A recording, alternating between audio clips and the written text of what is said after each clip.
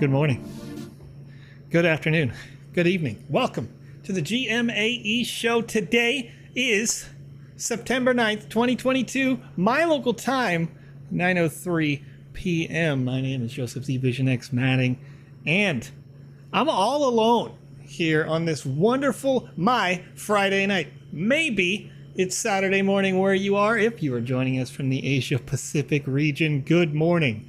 If you're joining us from India, Russia, the EU zone, actually it's probably afternoon in the Asia Pacific now that I'm thinking about it, chat. Good morning to you in Africa, in the EU zone. Good morning to those of you joining me in South America right now. Good morning to everyone in the East Coast of the United States and the rest of the east of NA. Kenobi Crypto says, it is now, Joe, 12:03 a.m. Chat, we're having a good time. We're hanging out. We're going to play video games for the next 3 hours. Give away 2 alpha passes on this live stream. And 2 Wizzy the Purple's enchanted hat.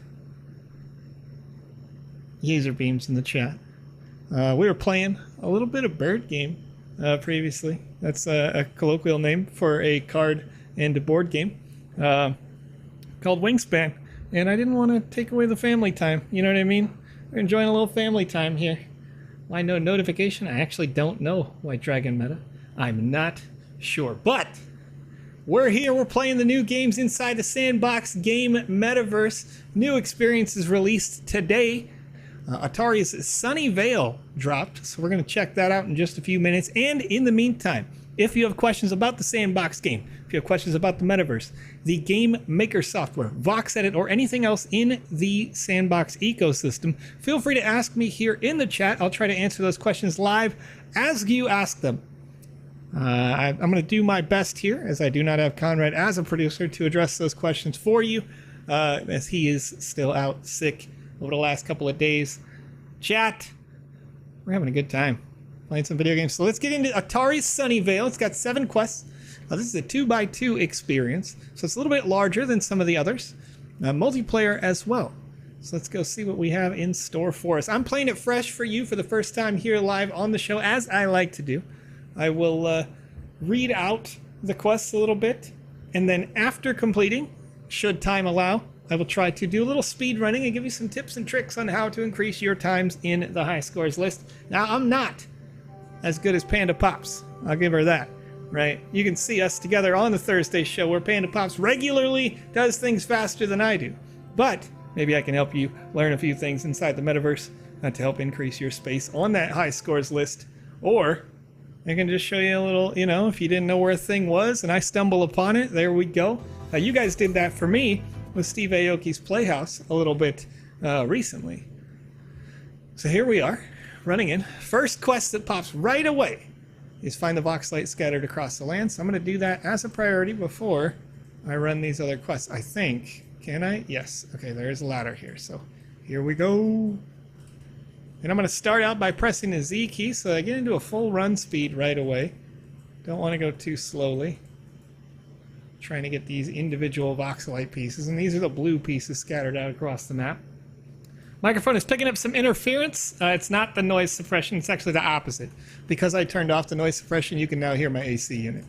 But before, when I had the noise suppression on, you were talking about, oh, this is cool, centipede. Oh, let me go check that out in a bit.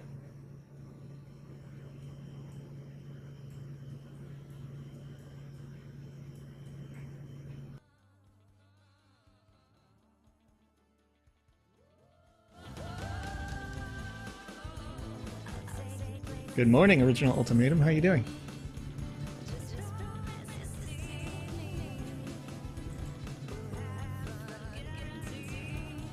Who made this song?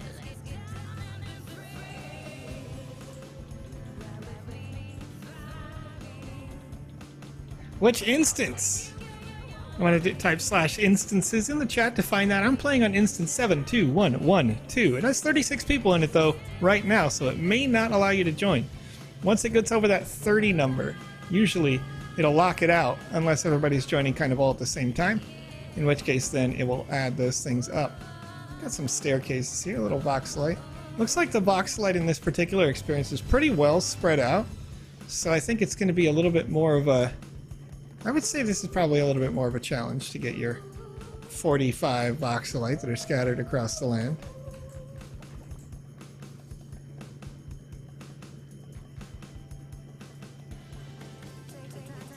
All right. Question comes in on YouTube. Marco Galvano saying, "Hello, Joe. How many alpha passes are sent every week? I only see on Etherscan 272 were out today. Typically, those are, it's about 500, actually. So it may just be that other people haven't looked to claim them. Some people get, like, super excited and instantly are like, yes, I got it, thank you, and they claim it on the spot.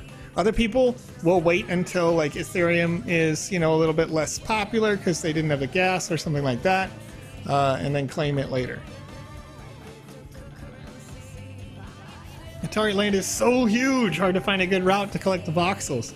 Yeah, that's the interesting thing, right? It is a 2x2 space, so this will probably be one where, you know, you'll want to work with your friends, or, you know, work with some people on Discord to try to find an optimal route, maybe draw out something on a map, something like that, to, you know, make it a little bit more efficient for yourselves.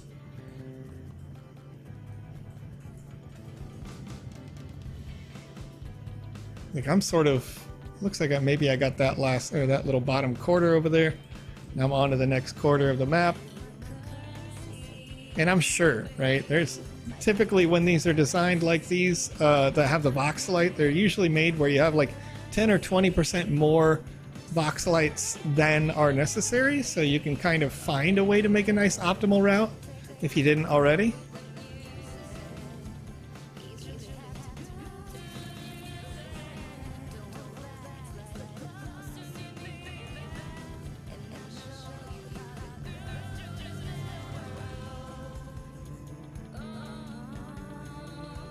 I don't see anything over this way, so I'm gonna go out of here. Here we go. There's like 3 in this area right here. I just skipped the whole area. Here we go. All right, chat, what do we got? It's really hard to get done in under 2 minutes, I would imagine. So yeah, a couple of runs, so maybe you could get it in there, you know? I'm seeing another one, and it's making me go, thinking that I took the wrong route, taking the center line maybe. Going around the edge. Has a nice little alternative mid-range route here. 42, 43, here we go. I shouldn't have probably turned up, I should have went back for sure now.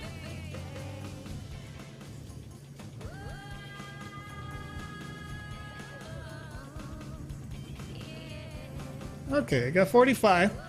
And it looks like it took me a little while to do that, but now we'll go back up to the top and try to pick up that first quest. Trying to do this in a very efficient way. I'm loving the giant Atari logo here. This is cool.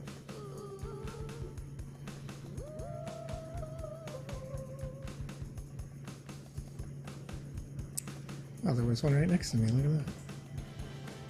Right, Metaverse Guide, what do you got for me? Welcome to the world of Atari. Here you can find the pioneering classics that laid the foundation for generations of games to come. There's 17 points of interest to find. Each one represents a game. Go find them. Wow. All right, let's go.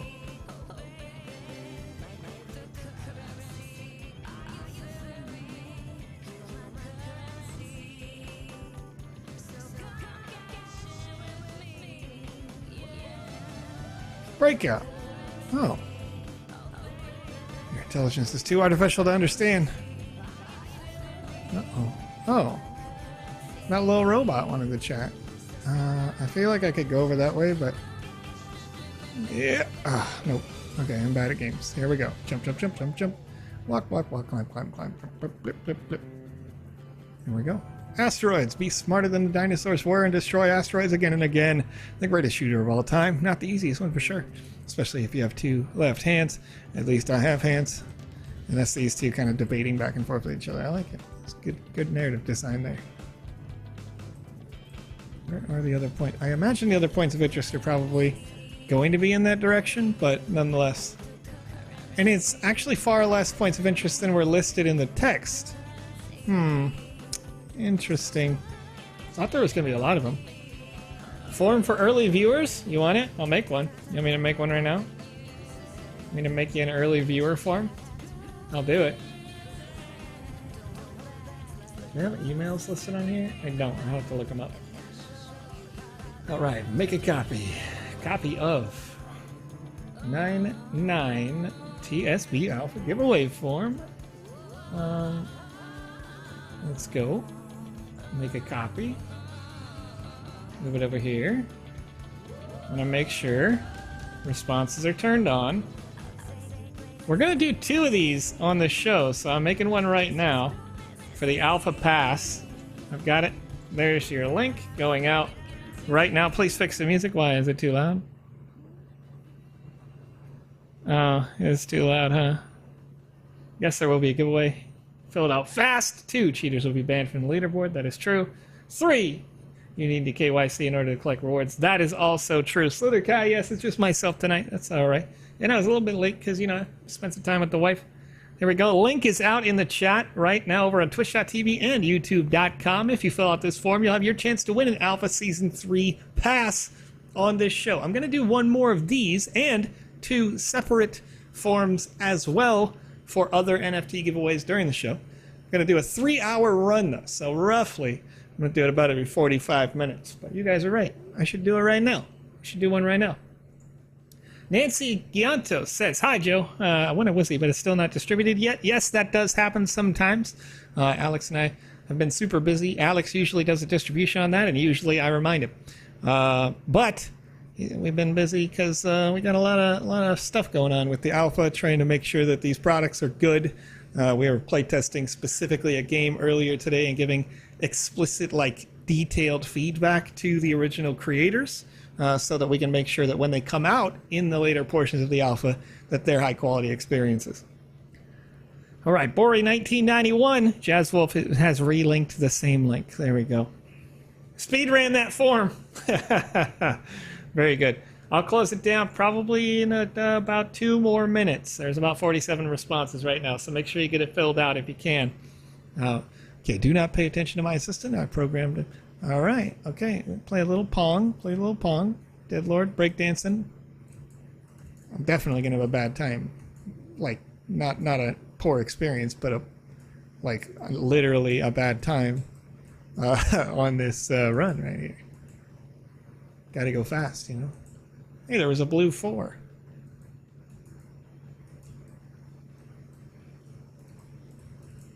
Okay, climbing up. Tanks, biplanes, jet fighters, explosions, all the excitement of a Hollywood blockbuster in a small game cartridge. It was so thrilling that it won an Academy Award. You liar, it didn't win any film awards. Well, it should have, said Gilbert. Combat. All right, what do we got? There's another marker over here. It's right next to me. What's this one? Cannonball. Step right up, ladies and gentlemen. Come and be thrilled by the perilous leaps of the human cannonball. An amazing artillery game created in 1979. Makes me cringe when he talks like a ringmaster. And don't miss the highlight of the show, the dismembered robot. Why don't you like AT2600? He's so nice. The hate from this scientist, bro. So snarky. All right, missile command. 6 cities are under attack. You have to protect them as long as you can at the end. Whatever your score, you lose. Cities are destroyed. Mission command may be the first tragedy of the arcade game era. Any guesses who the lamest tragedian of the Web3 era is? How would you like to volunteer to be sent to one of the cities of Missile Command? Wow, Gilbert, bro. Gilbert's so hateful. Gilbert, who hurt you? You know? Let's help out Gilbert. All right. Here we go. 145 responses. I'm closing it down. Chat. 147. If you sneak in here, if you sneak in, we'll see. It's closed to now. This is for the first alpha giveaway. Got 147 responses on this. I'm going to go to my random number generator here. And 147. Click. This is number 86. Individual number 86. Who are you? Who are you? Oh. Hey, that's a pretty cool name. Chat. The user watching over on youtube.com saying that they liked the Walking Dead experience the most in Alpha Season 3. This is simply Beth. Your username on YouTube is Beth. Congratulations, you're winning an Alpha Season 3 pass from this show. Distribution on those usually goes out about a week after or so, after the announcement here. I'll put it on a list, and then we'll get that list sent over to our distribution team. We're going to do one more of those, but not yet. Do it later on in the show, and we're going to do a Wizzy to Purple hat that you can wear inside any combat-based experience in the Sandbox game before the end of this show. We'll do 2 of those as well. So let me make sure I get that form pre-made for you, and then I'm going to run more around in these quests and answer more questions if you have them in the chat here. Make a copy. Congrats, Beth, but rigged, says Slither Kai. Yeah, right? Hackers, bro. Can't believe. They put their name in. They put their name in the thing, and I rolled it? That's so crazy. That's so wild. They completed KYC, you know what I mean? Good to go. Beth says, thanks, God. Thanks, Sandbox. Thanks, Joe. Thanks, SandFam. There we go. Thank you for hanging out, having some fun. Let's play some games, you know? Hopefully you're getting those quests done, because you'll need to have your quest completed in order to get the maximum possible reward from that Alpha Pass once it is sent to you. It also, of course, is an NFT, so you'll need to be able to claim that one on the Ethereum network. So know that when you're ready to claim, you'll need to have a little bit of ETH in that same account in order to be able to do the claim. It is a real NFT, so you can keep it, sell it, trade it, do whatever you want with it. But generally speaking, there are rewards for long-term holders of those particular NFTs. This season, in fact, there is a line item at the bottom that says if you own Alpha Season 1 Pass, Alpha Season 2 Pass, you have a sand reward, and you're getting additional tickets towards getting these passes in the long-form raffle at the very end of the season. K. Wong Lee just got back from work. Well, lucky for you. I'm streaming until midnight my time, so we got almost 3 more hours hanging out, playing here in the Atari Sunnyvale experience right now. And chat, I don't want to wait. You know what I'm saying? I'm going to do another form right now just for fun. This is the Wizzy hat NFT. It's a purple hat, meaning that as long as you've never won Wizzy's purple hat before, you can be eligible to win this NFT that you can wear inside any combat-based experience in the Sandbox game, either in the Metaverse or in the Sandbox Game Maker software. So feel free to enter in for that. These hats are in limited quantity, just 200 will ever exist, and we only give them out on these official live streams. We've been doing this for a couple of years now. The Wizzy property was created on a live stream just like this one, asking people just like you, what do you want to make as the first NFT that we were making live on a show? And Alex got feedback from the chat. They said, I want to make a wizard. So we made a wizard, and ever since then, been giving away wizards and wizard components on the show all the time. So this is for you, chat. All right. So as that one rolls, and I'll let that one go a little bit longer, probably until I get up to the population of people who are watching live on the show here. So everybody gets a chance to win that one. In the meantime, a social revolution created by pioneer Donna Bailey, Centipede was the first arcade video game with a significant female player base. In 1981, 10 years after Pong, it brought women to the arcades. Nice. My theory, the previous arcade games were too simplistic to entertain female humans, says AT2600. He's not always wrong, Gilbert says. Yeah, Pong, too easy, you know what I mean? Too simple. You need something complex for those people who are smarter than me out there. All right, what do we got? Oh, I fell in the water, right? Oh, look at that. Definitely not getting a speed run if you fall in the water, Joe. What are you doing? All right. I got a landmark over here. I need to go to that. I love it. I select start. The pillar itself, it's like a little Atari joystick. That's hilarious. All right. Atari's first color vector game, Tempest, was much more than a shoot 'em up. It's pure aesthetic shock that originated from a nightmare its creator had. It's abstract, it's scary, and endlessly playable. Very nice outline, boss. Are you sure you're not having a short circuit? You never say anything nice to me. Gilbert, you put good into the world, you get good out. That's all I'm saying. Gilbert, get it together, friend. Here we go. Adventure is a stone-cold classic and the mother of all action-adventure games. It contains the first Easter egg ever made. You can find the name of the creator in a secret hidden room. This is only the 7,864th time that I'm forced to listen to this funny story, says AT2600. So says the machine programmed to repeat the same things over and over. Wow. Gilbert, you programmed the machine. Gilbert, get it together, Gilbert. I'm with the bot on this one, guys. I'm with the bot. What do we got going on? Where do I gotta go? I gotta get over there. Gotta do a little jumpy jump. All right. Miner 2049er. Remember Bounty Bob, the lead character of Miner 2049er? He was once the king of platform games, and no gorilla or plumber could compete with him. Kids today have forgotten the great stories of yesteryear. Here we go again. I'll have to comfort him. Talking about video games makes him too nostalgic. I've decided that's how I'm doing the robot's voice now.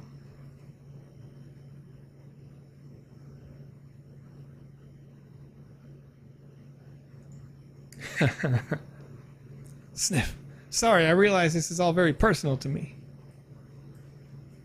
All right.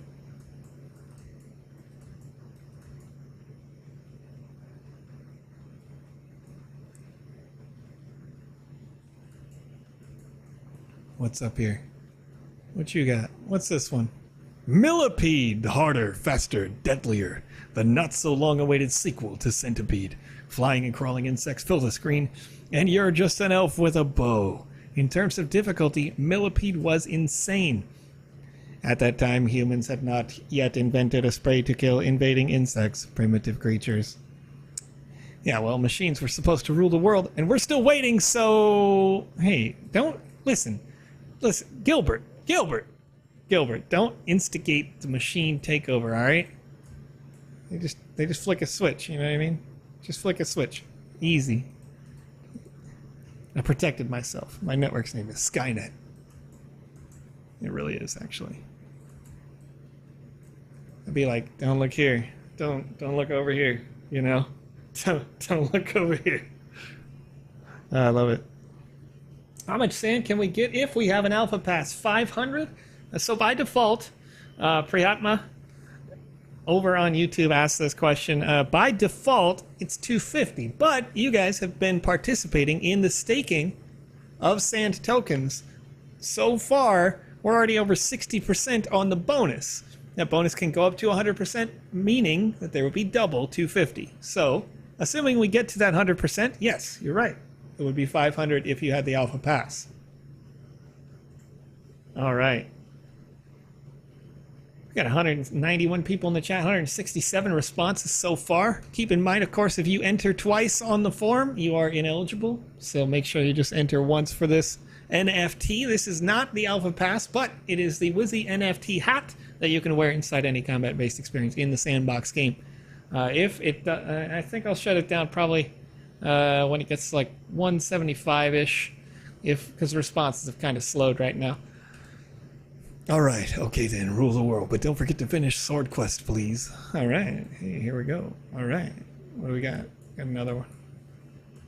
Another one. This one I cannot reach from the other side. Very nice. Okay, Yar's Revenge is about insect protection? Interesting.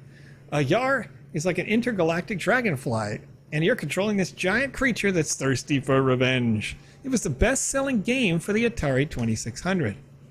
What? How did they name a machine after me? I don't have the heart to tell him it's the other way around. But you just did. He just did. He just did. All right. Here we go. AT2600. Don't even worry. You're a cool cat.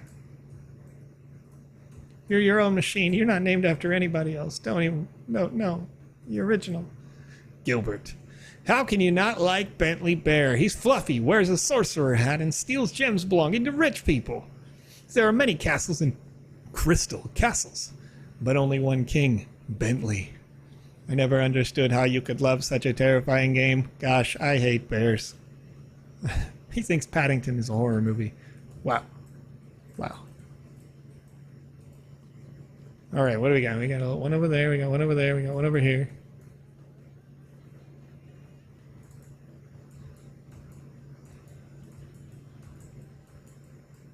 All right. Can you please forget superheroes for 1 second? This Black Widow is a voracious spider. You can control her to eliminate invading insects. It's pure arcade intensity and full of vintage graphics. Give this guy a shmup from the 80s and he comes back to life. It is just so satisfying. Gilbert. All right.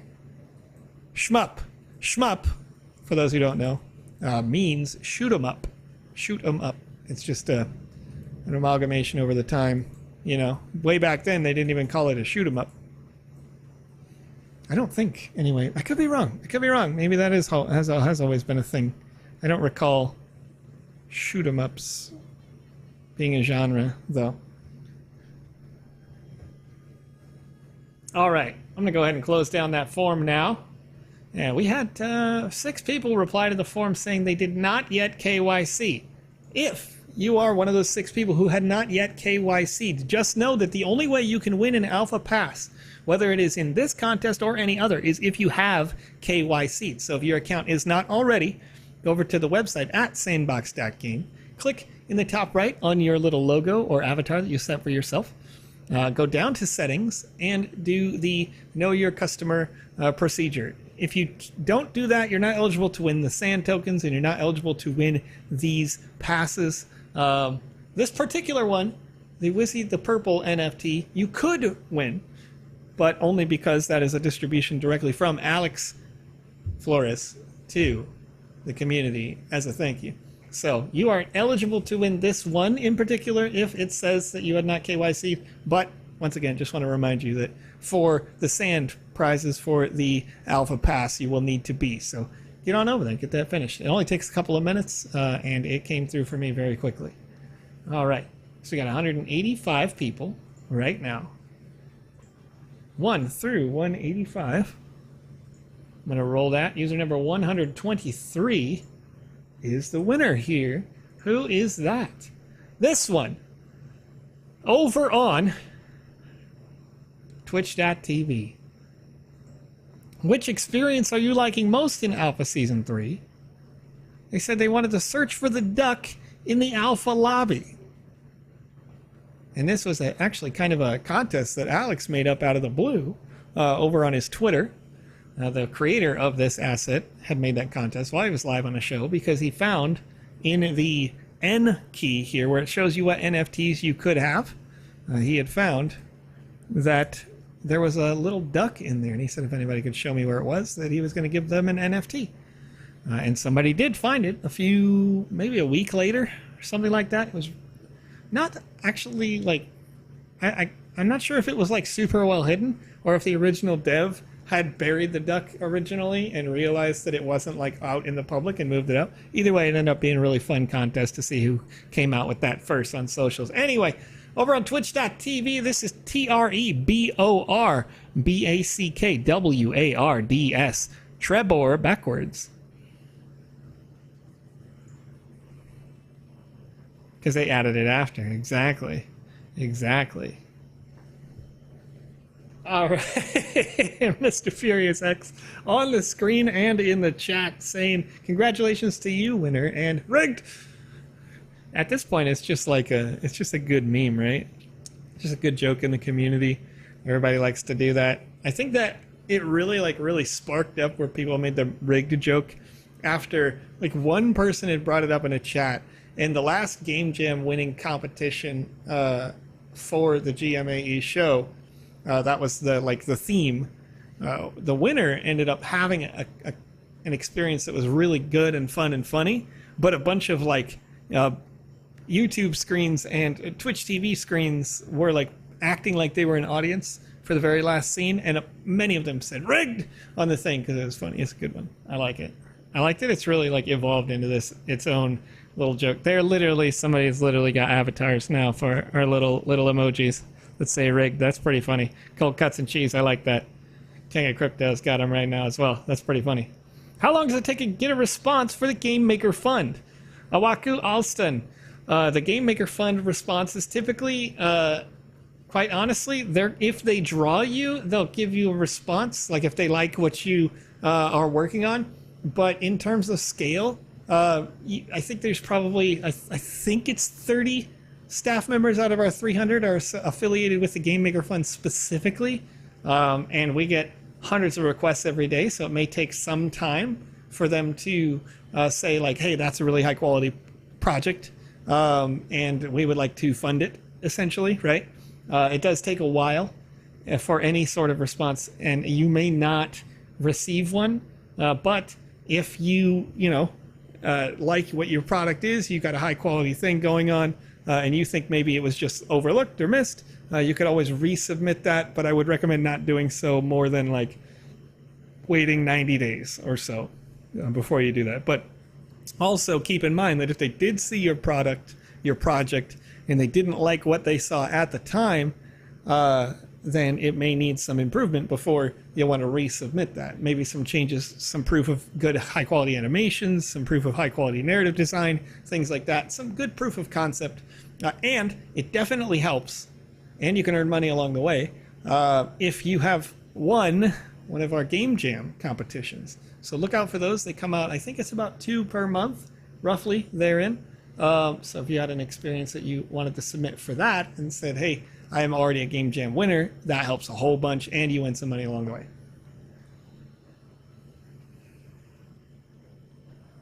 All right, let's see here. Rigged emote is from Ikion's channel. Nice. Smart. All right. Danny says you can get some sand from Avatar's land collectible assets. I assume that's what you meant there. You can definitely do that. King of Crypto is saying, get in on the Ragnarok Game Jam. Massive prizes there. It's a good call. It's a good call. It's a big IP, too. You know what I mean? Like, and if you've been playing games for... I've been playing games for basically as long as I could hold an Atari joystick, literally. I don't think we had a 2600, but we had like a 5000 series model Atari in my place when I was a wee little babe. All right, but let's get on with it. Let's play a little bit more here. And then in about, what time is it now? It's 9:30-ish, and I started at 9, so I got a good... I'm going to wait probably another half an hour or so before I do another giveaway/drawing. Let's check it out. Gilbert. A good rail shooter is like a good rock and roll song. It never gets old. Alien Brigade is still a blast more than 30 years later. AT-2600. I would add the last masterpiece of the Atari 7800. So a game that evokes both joy and melancholy. Oh. I think you're finally ready to take my place, my young apprentice. Did I do it? Oh. I got some EP. I'm in the level 5 bracket now. Look at that. Finished my level 4. I'm trying to actually... You guys could probably be quite a bit further than me in EP because I'm actually intentionally going a little bit slower just so that, for full disclosure, you may see... If for any reason you do see, as some people have before, I don't think it's going to happen now, but at the very beginning of the alpha, some of our staff were playtesting an experience, and while playtesting that experience, some folks were getting upset because they had a higher amount of EP, which automatically put them at the top of the leaderboard. I don't think that's the case now. I'm pretty sure we don't show on there, for you at least. And yeah, sorry, I'm reading chat at the same time. I won't miss that question, Randux. You'll get to it. Anyway, if I play all the experiences, which some of them I have to play early, right? Like the one I was mentioning before, then I'll end up with like 11 or 20 or 40 more EP than everybody else. because you can get up to over 1,000 EP total. And so I don't want to make anybody, you know what I mean? I don't want to make people upset about it. So, hey, you look like someone that could jump. You know, I'm something of an adventurer myself. Great. Then go inside that pit to begin. All right, here we go. Gotta get that parkour. Where are we going? Where are we going?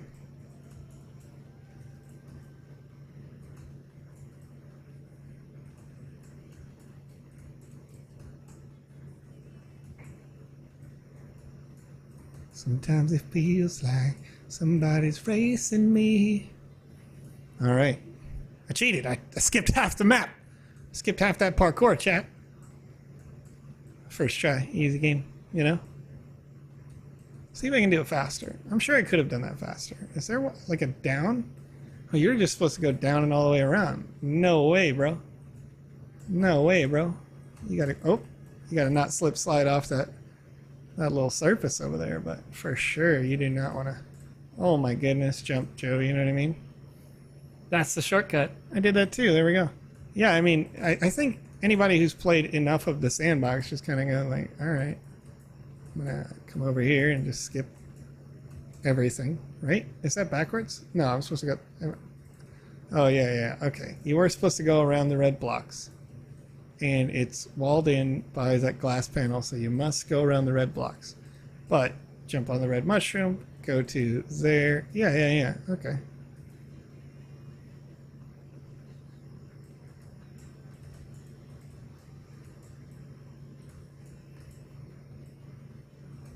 Oh! Bad jumper. Bad gamer. Bad gamer, you know? Not so bad.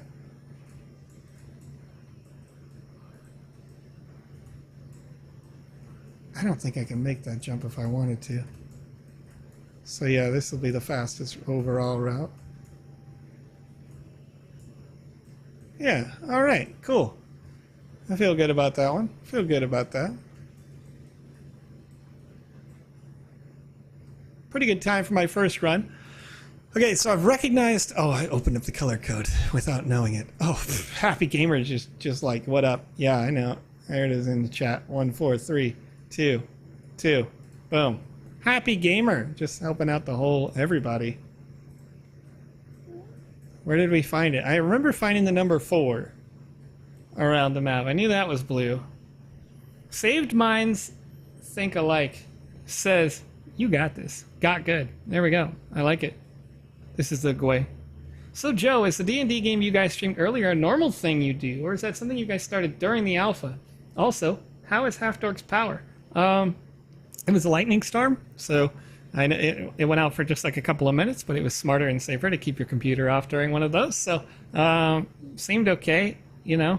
Nothing burned down that I could that he informed me of. Otherwise, he probably would have texted and been like, you know, house burned down. But we do that every Friday. So for the foreseeable future, we're doing those Friday shows at noon, but they might, ironically, need to start at 2 my time. So maybe like 2 hours later. So the conflict being, and maybe I'll just like be a little bit late to those or something like that. But so we moved to a new house a little while ago. For those of you who don't know me or kind of know about my life, but you know, hopefully you care a little. We moved to a new place, and I go pick up my daughter from school. And in the previous schedule, we would only have like an hour and 40 minutes to play D&D. And typically you play D&D, it takes a while, right? You want to really get into the role play, not break it up into a bunch of multiple sessions and stuff like that, and get a little cliffhanger at the end, make people feel good as the players compete against the Dungeon Master, DM, or Game Master, depending on your preference. They do the same function. They play all the NPCs, right? But it's fun, you know. You just take yourself out of life. Anyway, so we moved it forward just a little bit. But then it had occurred to me that every Friday, which is the day that we play, we also have the school gets out early almost every Friday all year long for my kid. So I'm like, oh well, moving it forward probably didn't help that in general. But nonetheless, the normal start time, Danny, for me was now noon. For this show, this actual show, the GMAE show, we were just talking about the D&D there, but the GMAE show here on this channel starts at 8 p.m. typically. And yeah, I just did it at 9 tonight because my wife and I were playing a little card and board game, and I didn't want to break up the family time necessarily. So we finished that up, and I got on, hung out with you guys. We're going to do an extended show nonetheless. I'll be playing until midnight. My local time is 9:43 p.m. here now. So we'll play a whole bunch of games, hanging out with you guys in the Sandbox game. Leonardo, Happy Gamer, Mr. Furious X, Deadlord, what's up? What's up? I like the dances of the doggies, man. Why don't I get the cool dances? I try to do the cool dances because my character, like, by default with this skin, it can do all the dances, but it doesn't when the actual skin that I have as a character isn't the right one. I'm gonna do a little floor seat, a little kumbaya circle here. What do you got? All right. Geldar Gray says, I'm in a couple of campaigns myself. Love seeing others in the hobby. Yeah, we've been playing for a couple of years. Not Half Dork in that group. That's pretty fresh. Everybody except for myself and Conrad have never D&D'd before in that experience. So, I think King of Crypto, if they're still in the chat, they're in that experience there, or like they play with us as a character. And Lucas is right, who is Alex's producer on the Wednesday and the Saturday show. They play with us as well. PandaPops is in there, who's got the Monday show for us, and some other, she's of course got the Thursday show during the alpha and other shows for VoxEdit coming up here in the near future. So yeah, there's a lot of us from the Sandbox faces you might see all the time. Even Half Dork's got like I think an hour or two. I think it's an hour a week show as part of the Sandstorm community. The Sandstorm's really great if you don't know about them and you're a creator inside the Sandbox looking to make a tangible income. Sandstorm has like ad hoc contracts that come up, and if you have the skills to facilitate those contracts, you can fill in. And one of the people actually that is working on the Sandbox Game Alpha experience got the job of that by using that Sandstorm hub, which is really cool. So our partners are looking to that as a place to find good talent and hire, among other places as well. So, pretty cool. Pretty cool. Sarbu, all the live streams should appear on the schedule, yes, for now, on the Twitch Sandbox channel. I was a little bit long to get started today, but no worries there. Made it all the way to the witch in Dragon Rock, and she was invincible. Oh no. I'm pretty sure that should have been patched like a while ago to be fixed, but if that's still not working by Monday, Danny, then join PandaPops in the earlier Monday show, as the creator is PandaPops' Monday show producer, Vpire. All right. All right, let me see here. Is Rad Kondak getting better? I think so. I think he seems to be a little bit better than the first day, but it takes a little while. Sometimes you get sick. You're out for a little while. That's okay. We'll give him his time. And I want to make sure I don't miss any more questions here.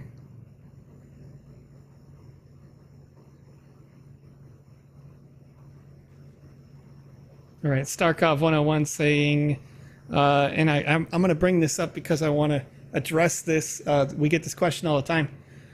Saying, a minute they get awarded to the Sandbox employees, so it goes back to them. In fact, the Sandbox employees do not get a chance to win in the high scores list here.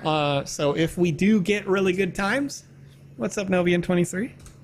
If we do get really good times in our play tests, that sort of thing, or we get times in the metaverse here, we can't possibly win anything. We're not eligible to do so. And specifically, we are asked to send in all of our like ETH addresses and accounts and things like that as staff, so that they can take us off of the list of all possible winners regardless. So that's, you're not going to see anybody up there. And quite frankly, like, nobody on staff is as good as the top level speedrunners. We have some people that contend, like PandaPops, she's pretty well up there in speed, right? We get ourselves acclimated to, you know, the quests, so we can see what is reasonable time and what is an unreasonable time. You know, like there was one experience that I played earlier this week where I went around and picked up all of the armor before I received a quest that said go pick up all the armor. So when I received the quest, it was completed in 0.01 seconds or something like that, which was like, oh, okay, because I got the quest but already had all of the things satisfied. And so, you know, things like that. It's kind of an order of operations thing, which isn't necessarily, like some people would call it a glitch, but it's not really a glitch. It's mostly just a timing of when I picked it up versus when I finished it. So once you know the order of operations, you can do it in the fastest possible time. That one's a pretty good one in terms of like world record status, because everybody is exactly the same speed. So that it's quite interesting. Jazzwolf24 saying neither do ambassadors. That is true as well. Ambassadors are not eligible to win the rewards in Sand or any of that sort of thing. So the high scores list, rather, essentially anybody who might be a paid person in the Sandbox game ecosystem specifically can't win in the kind of contests that we have here. So, all right, let's see here. Almost have a 1 hour difference from the first spot. It is insane. ASEAL 330. You may be like me, quite honestly, right? Where you do the quests, you're playing them casually, and maybe you're picking up multiple quests at once. As much as you can avoid it, when you pick up these quests, you'll want to do two core things. First is just get one quest. And then second, if you can, before you get the quest, think intently about where the things are that you need to do, right? Just this quest that we have right over here, these style quests, where you need to know the color code. As you walk up to this color code thing, it's going to start the quest, right? So the second you hear that ka-chunk or whatever noise that sounds like a quest activating, you'll need to be doing the text prompts and then doing them in the right order. So you have to know the order off the top of your head, right? And then not only know the order, but also know where it comes up on the screen. So it's going to come up 1, 2, 3, 4. And so you think about that, like, I need to go top right, bottom left, what have you, right? Before you get up there, and then you get up there, click, click, click, click, boom. You've done it way faster than, you know, and if there's an additional text prompt or two, you need to know how many text prompts there are, so you can press like E to get through the 2 text prompts or however many there might be, and then click, click, click, click with intent. And you're saving so much time there. You know, I mean, 10 seconds, those things add up here and there. Total Hill says I have a 14-hour difference, right? So yeah, do them one by one. That's very good. That's definitely good. And then the other part is like specifically the Voxelite quests are ones where if you have sort of a map in mind, you can kind of like think about which ones do them in the best order. I'll give you an example of this actually, because I thought about it intently with Path to Aldrak.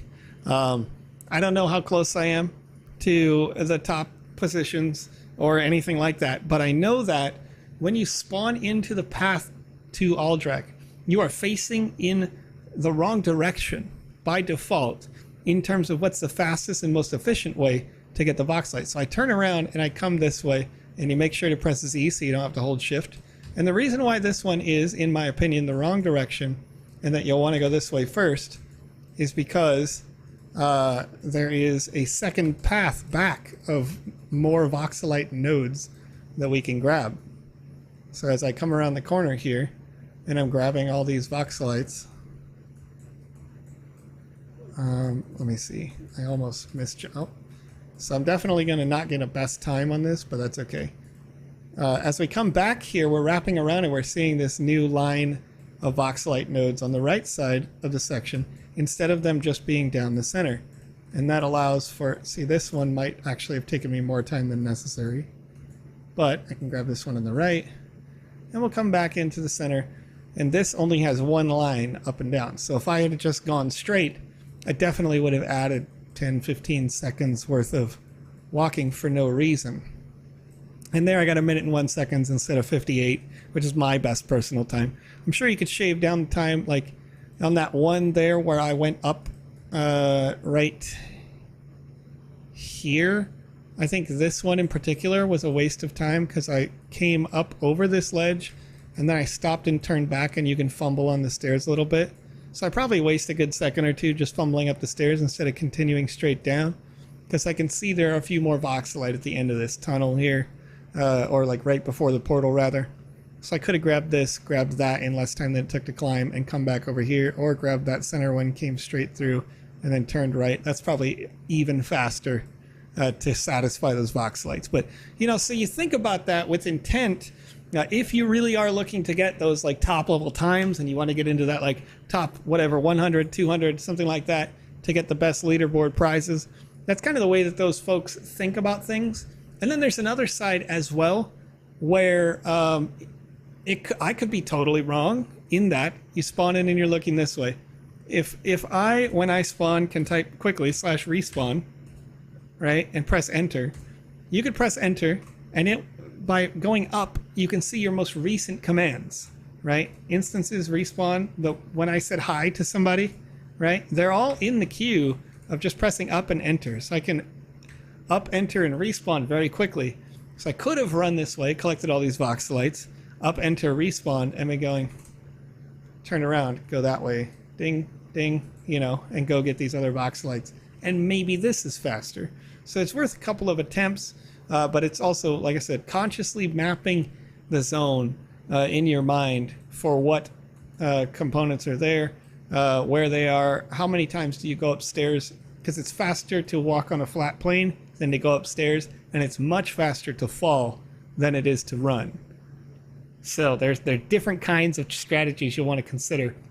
You know, in the Rabbids experience, maybe it makes more sense to go all the way up and do everything very high first, and then dive down on a couple of blocks and save. Maybe you can save time that way, depending on where they are. So strategizing in different ways is what these speedrunners are doing. And the best way that you can strategize, if you are trying to do this seriously, is with healthy, fun competition by talking to other players and saying, what did you do right?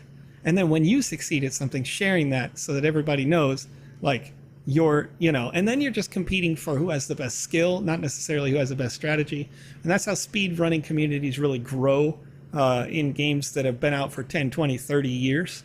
You'll still see these methods being put in place where everybody shares a plain old, they just straight up share a video. This is me doing it in this exact amount of time, you know. So there we go. Rabbit Race, saving time is goated. Exactly. Cryptozaloo says, because that is one of the experiences that does take a long time. Just like the Atari experience we were just in, the collecting Voxelite does take a long time to get those done. So knowing that it's going to take a long time, you should think with intent when you're doing it the first time. There's one here, one here, one here. How do I maximize my potential for these lines? All right. Slither Kai saying up plus respawn has been exposed. That's right. We'll share everything, just like I said, right? It's as any of those skills that I know of, hear from the community, I can show people to do. I'm going to, because we want to make sure that, you know, it's a healthy competition. You don't want to go like, oh, these are my skills and only I know them. Like, it's great. You can get an advantage if you know a new trick, but you know, at the end of the day, the fun of speedrunning, in my opinion, is to compete with your friends, to compete with, you know, what I'm less interested, even if I could win sand, I'm less interested in winning the sand than I am beating PandaPops, because it's really funny to just literally just in any little wins, you know. And I know that she feels the same way coming back towards me, because she's like, yeah, I'm top 100 or whatever it is. And I'm like, I'm top 10,000, but I got you on the Smurfs, you know, in the main lobby. I found Papa Smurf faster. Yeah, just the little things, you know. Oh, broccoli. All right, cool. All right, let's see here. Hodel Hill posting the FAQs again. One day I wish the Sandbox would be on Games Done Quick. That would be interesting. That'd be fun. Be fun. But the interesting thing about that, right? You look at a place like Games Done Quick, and they're very cool. I like what they do. But they tend to do these things based on experiences that don't change. And sort of the nature of the metaverse is that we can take these lands and experiences that we build and we can iterate on them over time. We can issue updates to an experience. You as a developer, right? You can put out a game, have it out there for 6 months and go, okay, the sequel is out and it's on the same land, right? Maybe if they had like a pass to be on your land in general, then you could offer a sequel as a utility reward for a game, something like that. So if, we just saw the WMG pass go out and they have different kinds of utility rewards. So as their experience evolves, if they have a gated experience later on down the road that you would need that pass for, then again, you get additional utility for that. It's like a lifetime license to accessing your land. I think that's a pretty cool and interesting idea there. All right, Ice Pilot X7 saying, quote, "You might be the top 100, but I beat you in the easiest quest possible." You're right. See, it's the little wins for me. All right, it's the little wins for me, Ice Pilot. What's up, Dylan Knowles? How you doing? All right, Slaughter Kai says, "I'll share one of these fun little exploit thingies." It says, "A green Inferno. Jump backward to skip the quest trigger. You can pick all the elements and then take the quest. Boom! 0.01 seconds. Yeah, isn't that what I was talking about? I don't remember if that's the one I was talking about. I think the one I was talking about, was it the Green Inferno? Maybe it was. Maybe it was. You're right. I think you're talking about for sure. Yeah, let's go play the Green Inferno so I can show you what we're talking about here.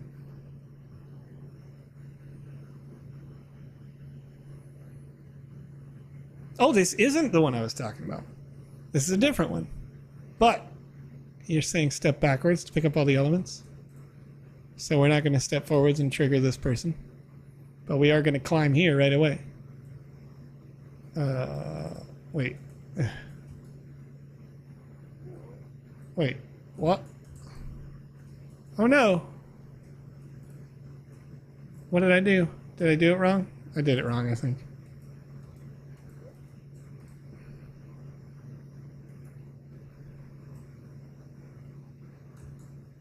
Like this? You want me to go backwards here? Oh, I see. So normally when you spawn in the Green Inferno, oops, you're going to see these highlighted elements over here, these ingredients that you would get. Those ingredients would have an automatic trigger if I stepped up to that one scientist up there. He'd be like, yo, I need these ingredients to do the thing. So this is similar to another experience where it asks you to go pick up some armors. And you can't avoid the find the voxelites scattered across the land in doing this, but you can guarantee that the ingredients, as long as you don't walk close to that scientist, yeah, you're not going to have to worry about popping their trigger to activate the quest. So you got to keep your distance, look for those glowing elements around the map if you don't already know where they are. Oh, I almost fell there. That was close.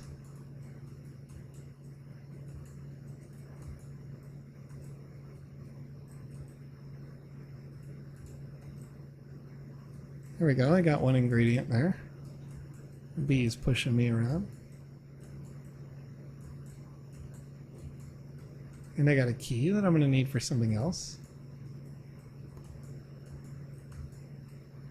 Got another ingredient here. Where's some other ones? There's one over there.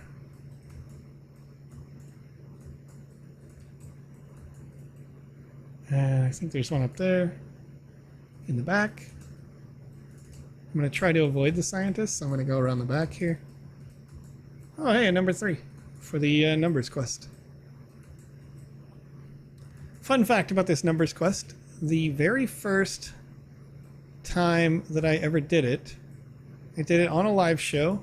I think it was, I can't remember if this is an Alpha Season 1 experience or not. I think it was. But very first time we had a live show about this experience, I just randomly guessed on the numbers game, and it was correct on the first guess. Never been able to reproduce that, nor have I been able to remember what I guessed the first time since then.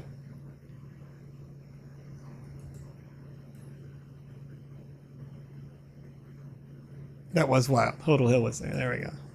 little accreditation for that. This is the numbers. I don't want to do the numbers. I don't want to do the numbers yet. It's too much pressure. I feel like there it is. I remembered an ingredient being here. I don't remember how many ingredients there are, so I might actually not get this quest done correctly. But I think I remember where they were. I only did this once this season so far.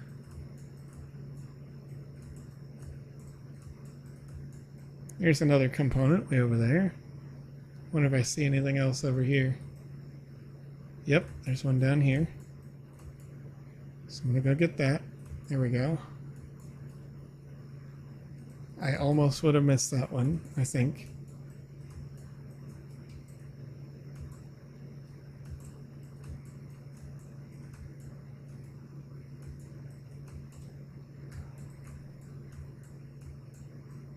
Okay, did I get them all, chat? I think I did. Pretty sure I did. Gold key? Okay. I don't remember where the gold key was. Where was the gold key? Gold key was down by the numbers game? In the tree. Oh. Ah. You guys got me. You know, oh, damaged myself a little bit there.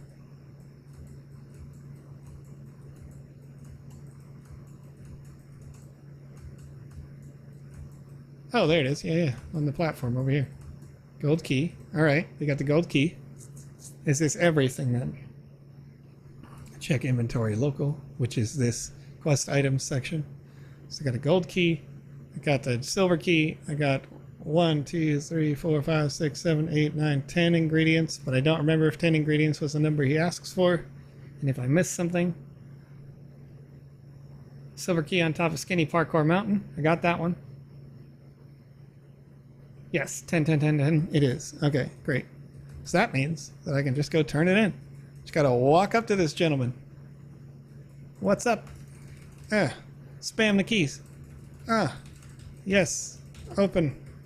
Open. Oh my goodness, I did it. Did I do it? No. Oh, wait, no. Oh no. Oh no. I didn't. Because I didn't do this part fast. Gotta get that parkour. Gotta go fast.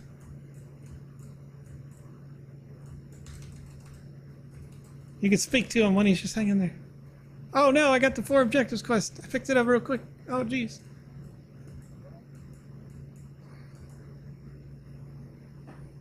Boop. Boop. Where's the other one? Am I blind? There it is. Boop. Hey!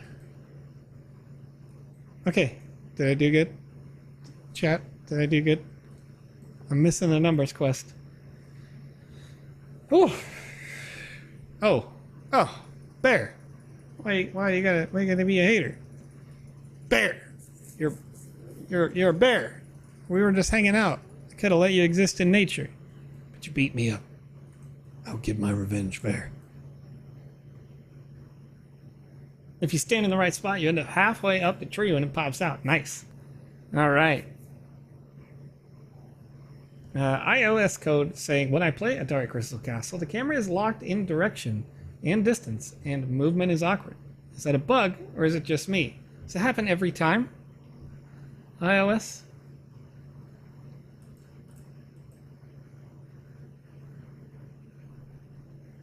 Jay Kang asks, will the quests for those times be removed? I don't think so. I think it's, once again, it kind of comes down to a matter of, like, game knowledge. All right. First digit. I forget. 2, 4, 1, 1, 3? Nope. Tried to guess it. Tried to guess it, chat. I'll never remember this one. All right.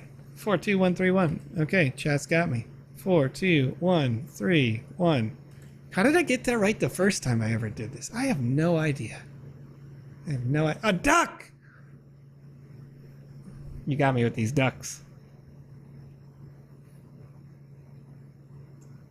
All right. It's just the camera positioning for the Atari castle. It doesn't move. All right. Yeah, it's the design of the experience. So let me see here. This I got Atari Sunnyvale. You guys must know this is Retro Gaming Game Jam. Which experience are you referencing right now?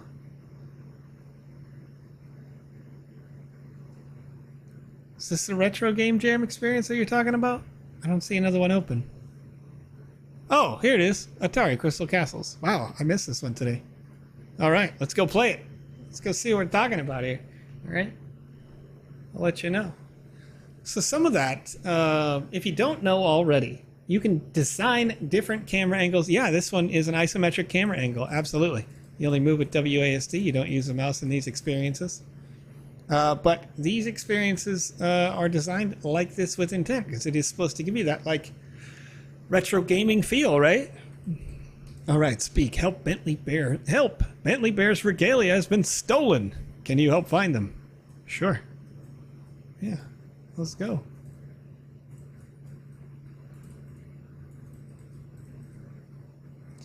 Do. Got a sub quest, which looks like I'm grabbing these. Do. What? Do.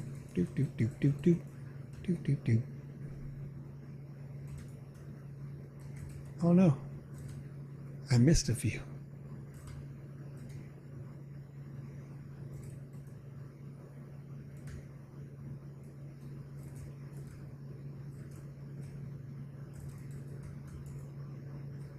Oh, you can't just run off of there. That's interesting.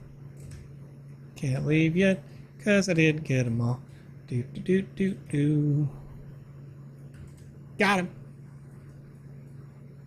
Pro gamer. That's part of his regalia. I need the hat. Here we go. Here we go.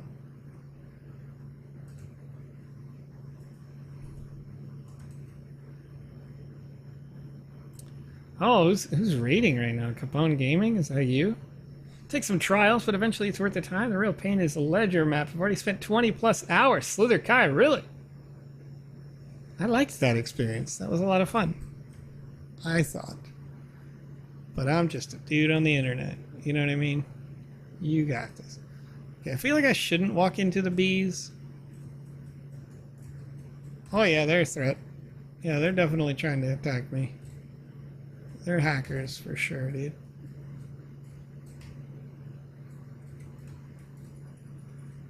I feel like, is this not honey? What's up with that? So, whoa, what's up? What's up, bees? These bees, they bees crazy.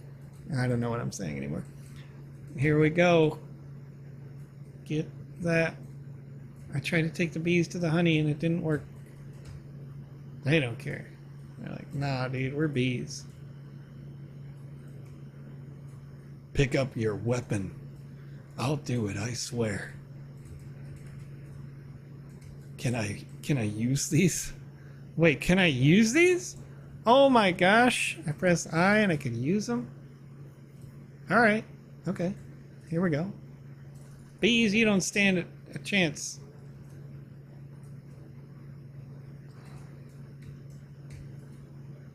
Do I have to break open the honey pot?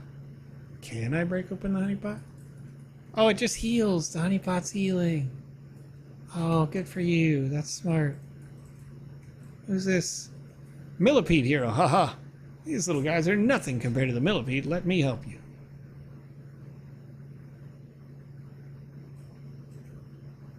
Well, they didn't even help me. They're like, oh, let me help you. Nah, I'm just gonna hang out over here in this corner, you know? Just gonna chill.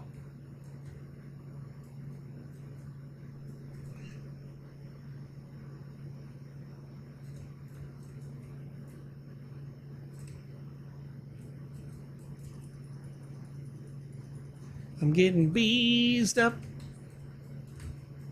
That's where you get beat up by bees.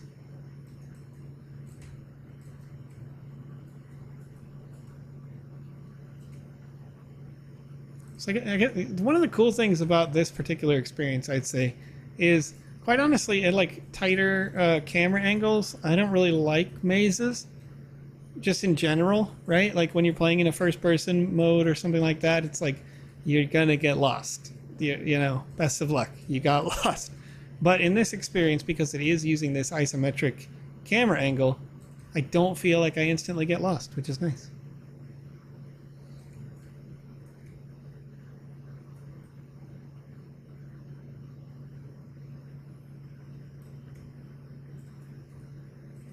Hey, I got healing.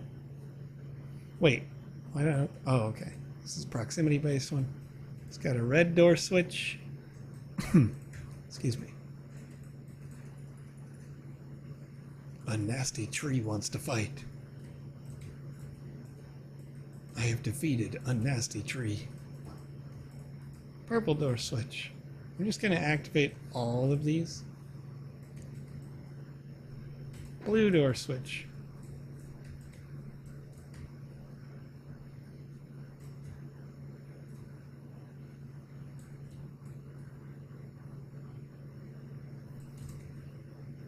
Orange door switch. Aren't you glad I switched the door? I'm silly. Do do do do do do do do. Oh. Love the Atari experiences. They're simple and fun. Stay true to the roots. Exactly. Yes. So far, I'm having a good time.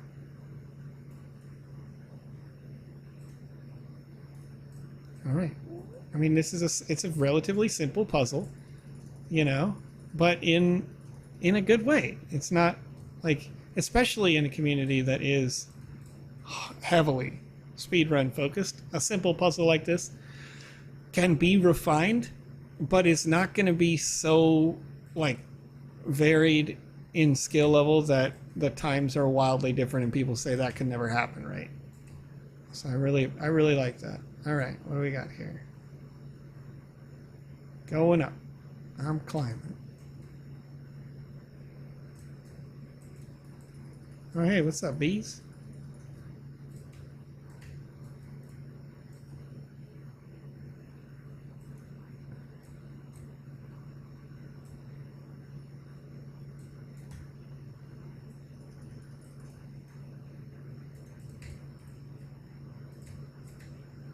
I missed one. I missed many, but, you know, we're going to pretend that was just one.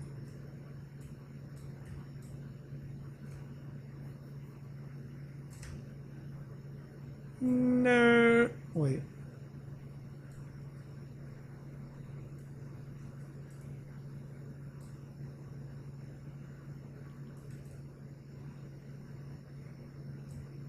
There was a Bentley Bear honey shield or something there. Did I get them all? I did. Quest complete. I can go through to the next room. This way here. See, smart game design, putting the arrows in there. Like which way did I come in versus which way am I leaving?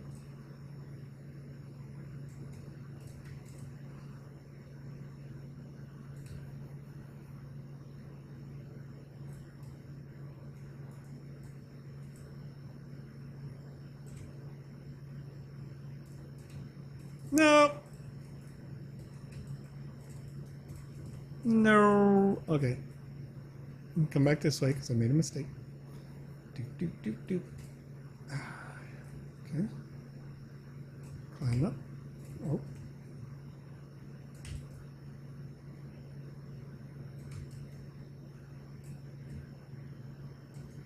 Strange switch.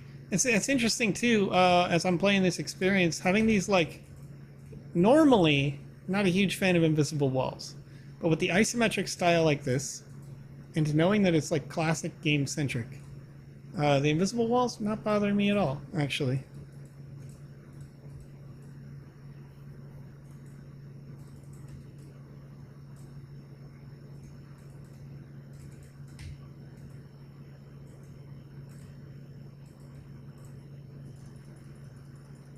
Get beat up. Get beat up, bro. Got him. Wait. Strange switch only made things worse for me on the bottom area. But Quest complete. I just flicked the switch. And I'm going on to the next area without having to fight a million baddies. Yeah. This is fun. This is like, it's very retro arcade style. Oh, I needed to climb a lot of stairs to get up here. Okay. Here we go.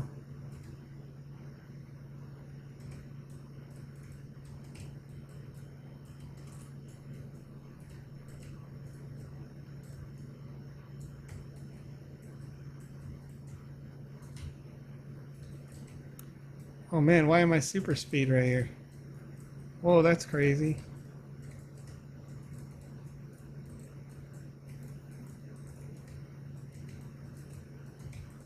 Ah. I'm like super speed, but my precision is awful as a result. Okay. Got all through that one. Beat 'em up. Beat 'em up. Do do do do do do do do.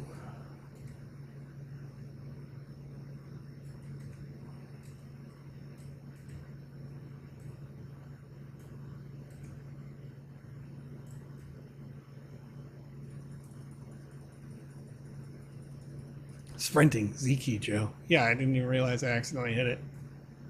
I was all excited.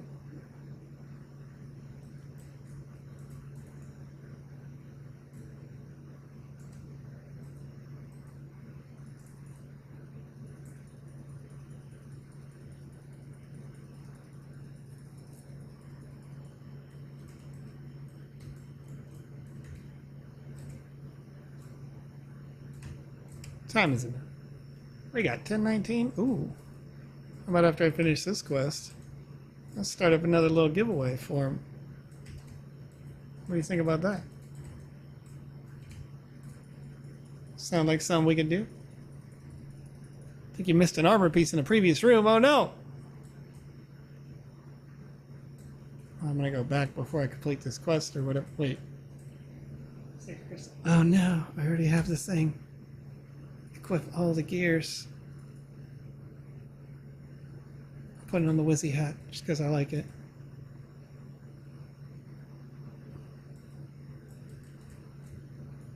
Curator, your quest auto spawned for me. Now I gotta beat these guys up. Boom. Whoa, bro. Whoa, wait. I did it already once. Beat them up. Oh, wait. They beat me up. Oh, no. I did not try to defend myself. They beat me up good. Respawn. Come back. Get good at a video game. There we go. There we go. There we go. There we go. There we go. Got him. I did miss one of the regalia, unless it's up top here. I think it was the first level. No way. I missed one on the first level. Oh no. Well. Chat. No, go back. Did you say you're doing another giveaway? I will be doing one, Star Cup. We got 2 more to do on this show.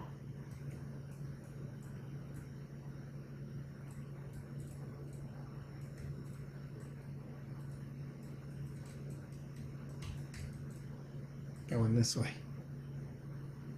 Go fast. Oh boy. Wait, is it right there? There it is.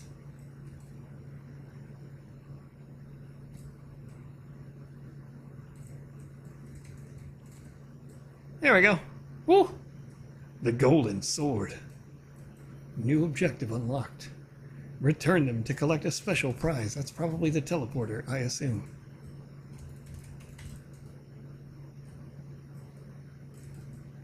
But, yeah. Wait, it wasn't here? Oh no, I slash respawned. Which took me all the way back to the top. Alright, just woke up 5 a.m. Oh boy, good morning. Sarbu, only one of them will be an alpha pass. The other one, down the lift in this area. See, this is the thing. I got all excited. I tried to slash respawn. I thought, I know where these go. Chat, this is why you play the game once And then you start making your speedrun notes.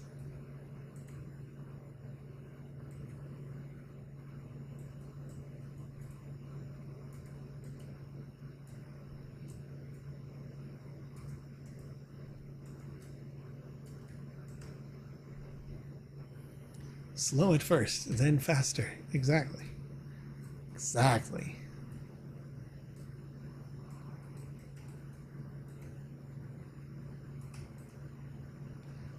Save yourself, you know, maybe an hour worth of time, as one of the users mentioned earlier, you know.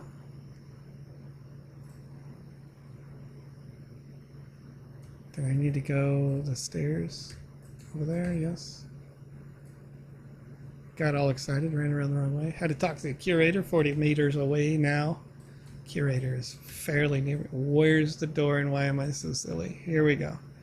Down the road. Boop, boop, boop, ba-doop. Doop, doop, doop, doop, doop. What's up? All those things I didn't beat up back to haunt me. What's up? How you doing? Doop, doop, doop, doop, doop, doop, doop, doop, doop. Climb the stairs. Climb the stairs. Run around. Do the thing. Do do do. Do do do. What's up, hey? You curate. Watch out.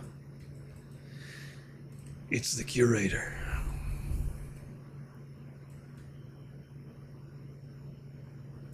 Alright, this one is not from Alpha Season 3. That is correct. It is not from Alpha Season 3.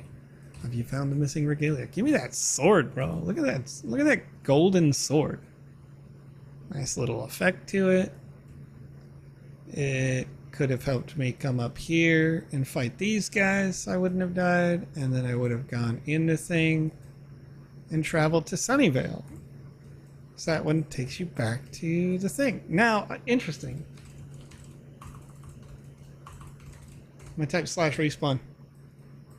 This is interesting. I probably would have done this differently. It's very unlikely that anybody's gonna do what I did. But I would have set a trigger in the Sandbox Game Maker so that after you collect the regalia, it comes into these cases that are over here. The curator's back here, curator's up there. You know, not a huge thing, but if you're one of the fledgling level designers out there in the sandbox game space, this is just a little thing that it doesn't matter. Right? Most people are never going to look at this or skip it or whatever. But for the people who are just exploring the art style and like enjoying the experience, you come back to this, you get a sense of pride and accomplishment from having the curated pieces back in the glass cases. You did it. Congratulations. You won. You know what I mean? And it'll make, for me personally, it makes me just a little bit happier as somebody who's testing them to see that kind of completed narrative when I come back to here. But nonetheless, a really, really good experience. Because of the isometric view, I like the use of the invisible walls on all the platforms so you can't walk off ledges, skipping spaces, doing that sort of thing. It's pretty clean, and it allows for very consistent play between the users. So somebody who knows it, and iOS code saying it, teleporting you back to this spot, that would be another interesting way to do it, rather than offering you a gold sword at the end.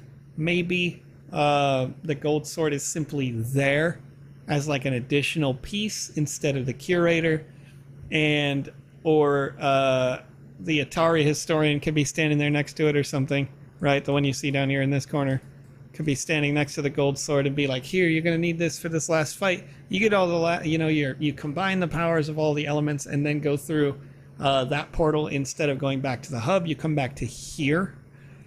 The Atari hub could have a portal in here, maybe in this corner or something, that like appears once you complete the quest. But then you talk to the curator and see your pieces in the cases instead. That's another option, but it's just, an option. And like I said, most people are never going to see this because they'll be like, oh, I did it. They're going to go through the portal and go to the hub. But I happen to think, I'm curious, I wonder if, and that was not the case. So nonetheless, let me make a couple of new forms over here. The first one, that I'll be doing here is an Alpha Season 3 giveaway form. So let me make a copy of the one that I made earlier today. Excuse me. I need to drink a little fruit punch, hydrating with vitamin B, wake yourself up stuff, you know what I mean? I'm out here doing a video game at, what is 10:28 p.m. now? About an hour later than we would normally close up shop. But I'm not done yet. We're only halfway there. Let's do another pass here. Send, click, shorten, copy, close. Responses are on, and that's going out right here in the chat.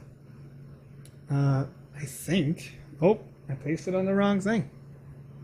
Pasted on the wrong thing, chat. There we go. All right, this is a forums.gle link out there on twitch.tv and youtube.com. If you fill out this form, you'll be eligible to win an Alpha Season 3 pass that I'm giving away right now on this show. Keep this form up, we'll say for the next 5 minutes. 5 minutes from now. So my local time, it'll say 10:34 p.m. But you must have finished the KYC process in order to be eligible to win this. So if your account is not KYC'd, please remember that you cannot win. You want to go to the website at sandbox.game first. Make sure that you fill out the KYC process in the settings section. Go to the top right, click your avatar first, then click settings, then fill out KYC. That'll allow you to be able to win sand tokens during this alpha. That'll allow you to be able to possibly win this pass. If I draw your name and you have not KYC'd, I'm already seeing one response that says they have not done that, then you will automatically not be eligible to win this prize. It would be impossible, even if I sent your information forward, when they tried to give it to you, the system would not allow it. So just keep that in mind. Tailbar saying, how do the winners claim their pass? I'm a novice at winning. Well, the process is first that I send your information that you put in this form forward to the distribution team. Then the distribution team puts you on a list of people who are approved for clicking the claim button. Now, if you're on the website and you happen to win, in the rewards section here in the top right, it's going to say claim rewards there, or it may also be in the claim section of your account by clicking on your avatar in the top right and clicking claims, and then it'll say if you have a claim available. I'm not sure if this, quite frankly, I haven't won a season pass, so I haven't had a chance to claim it, but the claim rewards button last season lit up when I got the pass, but this season I haven't won one, so we'll see what happens. But the claim section here may also have an NFT available to you. If you got to level 5 and you have an Alpha Season 2 pass, you might have a claim there anyway, so it's worth going and having a look to see if you got some of that Alpha armor. I think it's called Alpha Breastplate for your character, so it's cool. Season 2 pass, get the chest plate and shield. Yeah, the shield was allocated during Season 2, but I think it was for people who had a Season 1 pass at the time. Can't remember exactly. I wonder if it says it in the description. Let's have a look. If I click on this here, it's taking a little while. Close now? What's up, Doubtfire? Oh, close now. You want me to close it now that you filled it out, huh? No, I'm going to close it out in about 3 more minutes. All right. Repros SW says, is it possible to add the times of the top 200 people to have some point of reference on the maps? Repros, for now, I think we had the high scores getting like the public listing of high scores isn't possible. It's only possible to see your own because this is the first time we are using the high scores list. But you can rest assured that between Season 3 and 4 and there forward, we're going to continue to adapt and adjust these based on your feedbacks. So here we go. It says this sturdy shield will help the Metaverse adventurers in conquering the Alpha Season 2. That was how we got this Alpha shield. So I think that was from having a Season 1 pass at that time. Oh my goodness. Gaetano TXID says 7:31 a.m. on Saturday in Italy. I'm not sleeping yet. Or it says I'm sleeping yet. I'm assuming you meant to say you're not sleeping yet. In which case I say good morning to you. Question. Starcop says, I received an email to purchase the WMG pass, and it says you get perks and alpha passes. Is that real? Because I bought 2. So you don't automatically get an alpha pass, but there is a special contest only for people who have a WMG pass.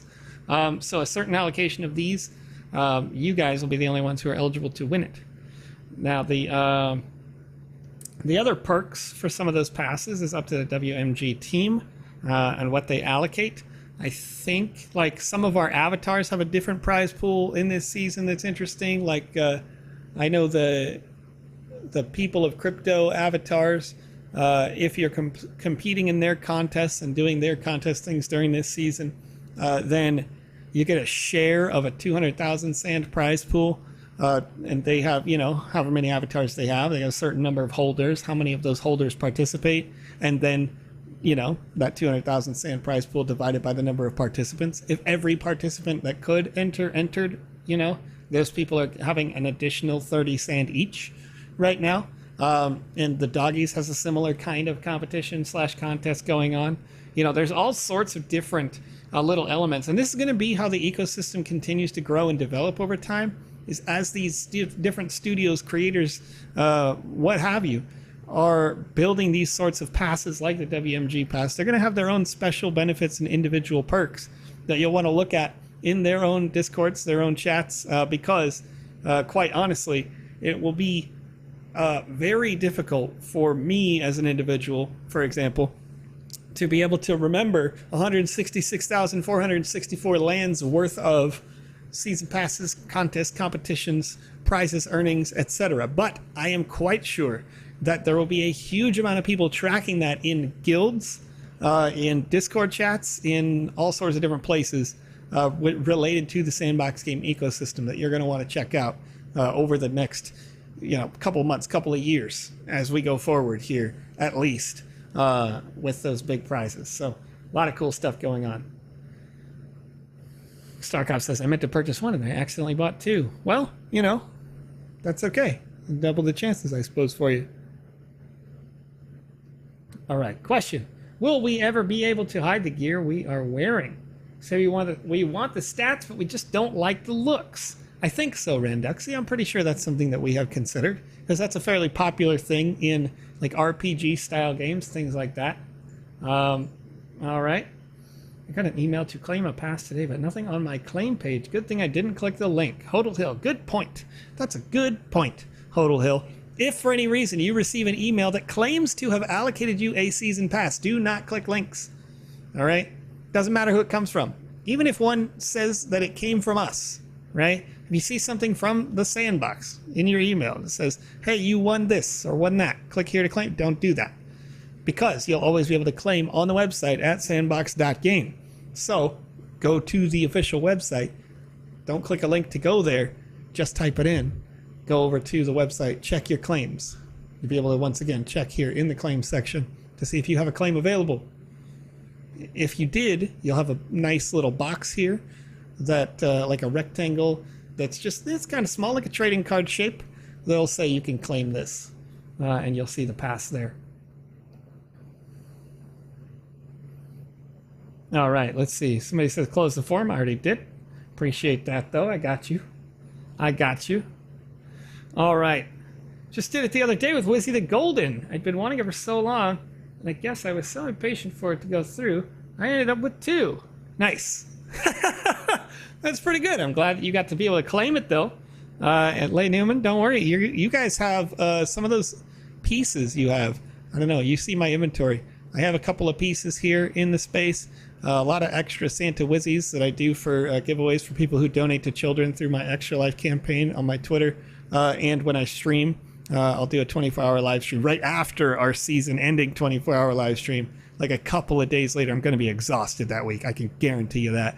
But I have certain goals, and when people reach those goals, then I roll them, and then I can send those Wizzies out to the individual winners there. All right, so let's do a draw here. I got that alpha giveaway form, 246 responses, which is about identical with the number of people who are in the chat at this point. So it looks like I had it open for just the right time and had everybody's attention here. So I appreciate you guys for hanging out with me and doing the thing, you know. So I'm going to go 246. and generate a user number 94. What's the pull on that? So let's see who user number 94 is, and hopefully they are KYC'd. As I scroll down to that, this one, coming from YouTube.com.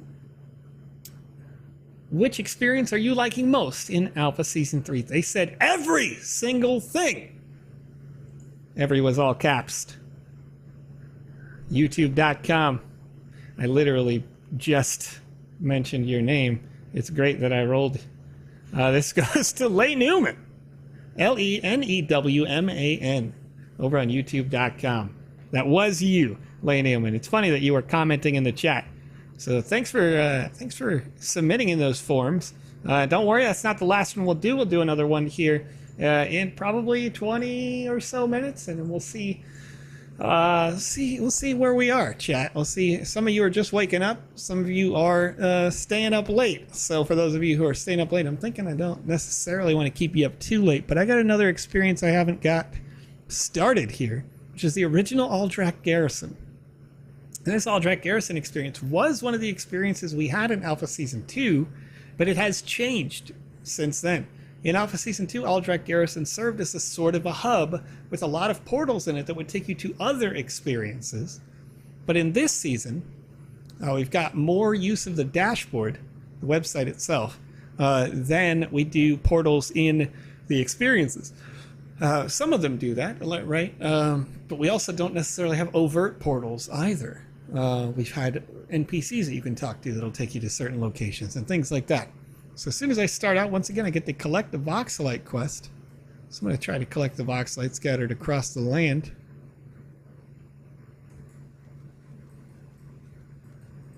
Oh, what's up? What's up, Dead Mouse area? I'll come back for that quest in a bit.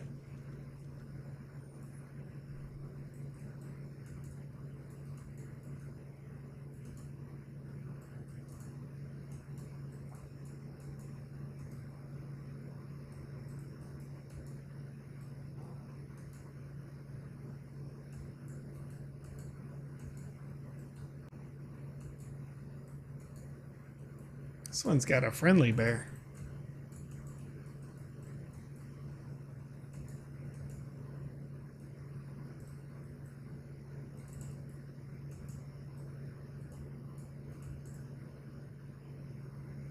I feel like that can't be the fastest way. There are many friendly bears here. They are nice. Joe, if I were to buy a pass from OpenSea, question comes in. What is the cutoff date for the snapshot for sand reward claiming? The sand rewards themselves, cutoff date for that I believe is the 3rd, and then the actual claim date is the 5th. But you can check out the FAQ on the website for 100% confirmation. When I say the 3rd, I mean November as well. We got Wizard West in the experience, Jazz Wolf in the experience. Okay. Jazz Wolf. It's like 6 in the morning, Jazz Wolf. Jazz Wolf is a pro gamer. Stays up all night. Okay? If you didn't know, it's a dedicated ambassador right there.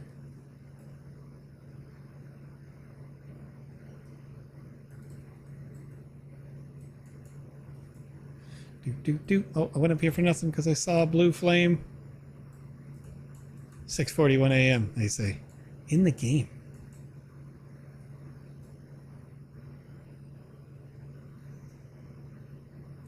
Rainbow Panda says, and on all day. Shout out to Jazz Wolf from the chat here, my favorite ambassador. How do you get those gems and catalysts? Gems and catalysts are allocated specifically to artists that are currently in the Creator Fund for creating assets that are available like by contract at this time. However, in the future, users will be able to stake sand and land in the Sandbox ecosystem to generate gems and catalysts, but only after the announcement has been made that the process is active. That process will happen on the Polygon chain, and currently you can have land and you can have sand in the Polygon network, but we haven't yet migrated assets yet. I'm going to emphasize yet one more time. We will be migrating assets over to Polygon and our other smart contracts, such as avatars, in the future. Oh, here he is. This is the dead mouse area. All right, what's up? We're chatting. Oh, I got it. Okay, wait, was there a little box light there? There we go, don't miss that. Well, once we have those migrations finished, and those are taking a priority over some of the staking mechanisms at this time, purely because if the assets weren't migrated, then you're staking to get those gems and catalysts. You would be asking, when will the assets get migrated so I can mint on Polygon? Because you would have the gems and catalysts on Polygon, the sand, the Matic, all the other things that you need on the Polygon chain, and you wouldn't have, yeah. All right, 6 points of interest. I should go get those now.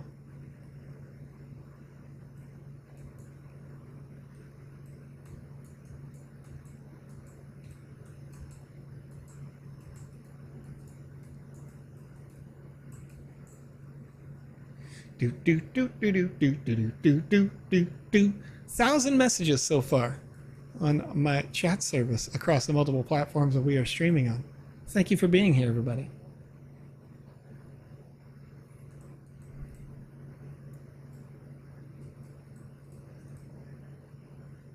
Do do do do do do do do do do do do do. Grab a box of light. Do do do do. Do do do do do. Gotta go fast. All right. Do we have... There's a little underground space that I did not explore. Is that the area where deadmau5 was? And I totally was like, nah, dude. Skipped over it real quick.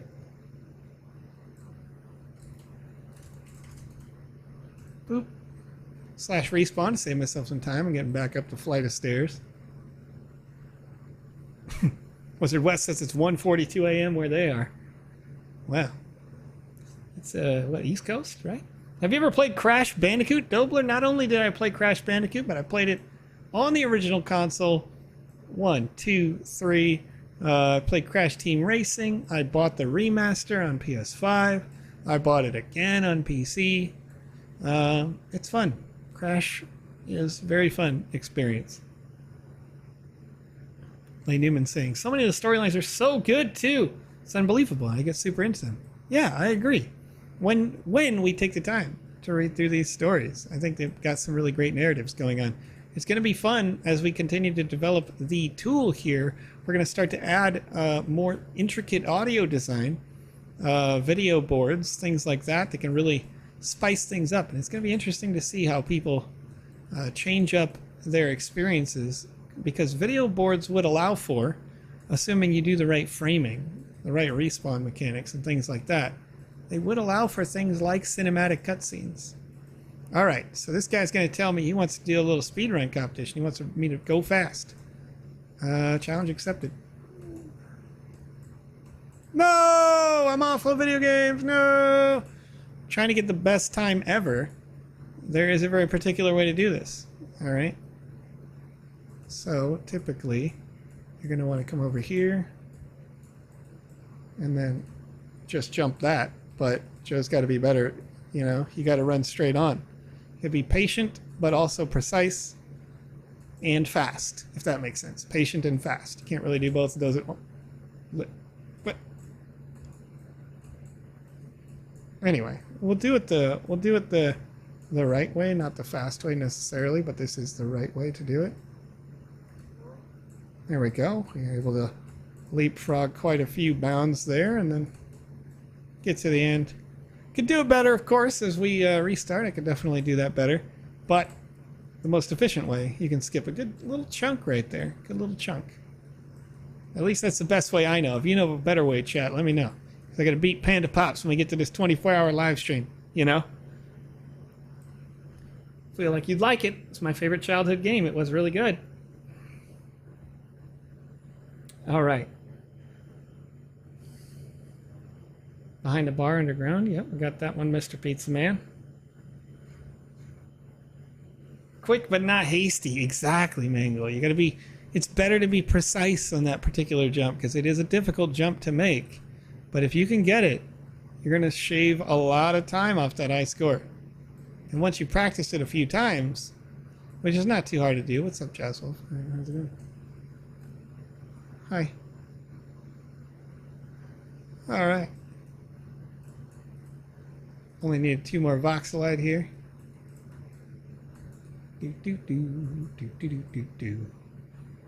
And clearly I didn't optimize my Voxelite time because I was picking up other quests along the way. So as I'm coming back in here, if I'm looking to optimize that Voxelite time, Wes dancing up there, I'm going to want to be a little more picky about the direction that I go. I think I would take going on the right side first, possibly then coming back around through the middle, and then running through this section here with the pitfalls and these sorts of things, and finish back under the bridge under this. I think that would be the most efficient, but you guys probably find a better method, and you're going to beat me for a whole bunch of time there. Joe is cool. Load giveaway.form. All right. Okay, you won. You got me. I'll do another Wizzy NFT. This hat can be worn inside any combat-based experience in the Sandbox Game Metaverse or in the Sandbox Game Maker gallery. I'm doing it. I'm gonna do it. You've convinced me. All right, chat. I gotta click send. I gotta copy this link, and it's gonna go out as a forums.gle over on twitch.tv and youtube.com. This, once again, is an NFT. It is a hat that you can wear on your character, but not in multiplayer experiences.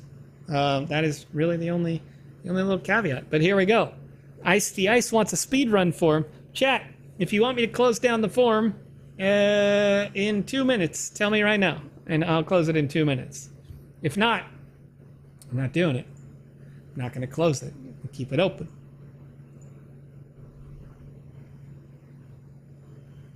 When will Alex distribute the Wizzy hat to the winners? 7 NIF. That usually takes, it's usually about once every 1 or 2 weeks, but I'll tend to remind Alex because he's a super busy guy. As the lead technical artist for the Sandbox game, he reviews a whole bunch of assets for all of these experiences that you're seeing. And on top of that, he's the CEO of a quality assurance company that works inside the Sandbox game that I work with him on as we playtest these experiences. And specifically this week, we were reworking over a 2-week period or so, working with some members of the global community, different partners and teams, reworking one particular experience that we were playtesting, and wanted to like kind of level up the amount of experience that there is, ultimately creating about twice the size of an experience in the same volume of space, with a very fun narrative design and some amazing animation along the way. So hopefully you guys appreciate that. That takes up quite a bit of our time when we do those sorts of things. You're talking about like initial playtest of at least 4 or 5 hours, as like any one individual would have to do. A community playtest of everybody on our staff needs to put in 2 to 3 hours. And then we need to actually fill out explicit notes of exactly like the times when you walk through a Voxelite, right? If you walk through a Voxelite and it doesn't make like a ching noise, then that's the stuff that we check for. All the little things to make sure that the experience is fantastic. And it's something so little, right? But you want to run through 50 Voxelites and be paying attention to each and every little ching that happens there along the way. And then if it doesn't happen, being able to specifically notate, how do I reproduce this? Does it happen every time that it doesn't make that sound, or is it just one time? That sort of thing. That's what we do. That's what we do out here. So it takes up a whole bunch of time to do that on top of creating the Smurfs, creating the Wizzy stuff, doing all of the things that we do here on the team. And this is, and then there's the Sandbox stuff, the like core Sandbox stuff, like when you ask questions out on Twitter and we're answering those there. Doing a whole bunch of stuff. All right. Ice of the Ice says, sometimes I run into them and they don't get picked up. I'm assuming it's a latency thing. It is. It is a client-side, usually a client-side latency thing that I've noticed. And that is one of the tips that I got from somebody here in our community was to jump on them, like land on them, get that little poof under them, and it appears to pick them up every time. At least in my experience, it's picked them up every time.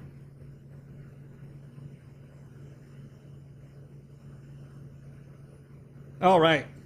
Drakusha saying, where's the Alpha Pass giveaway, Joe? We did 2 so far in this live stream.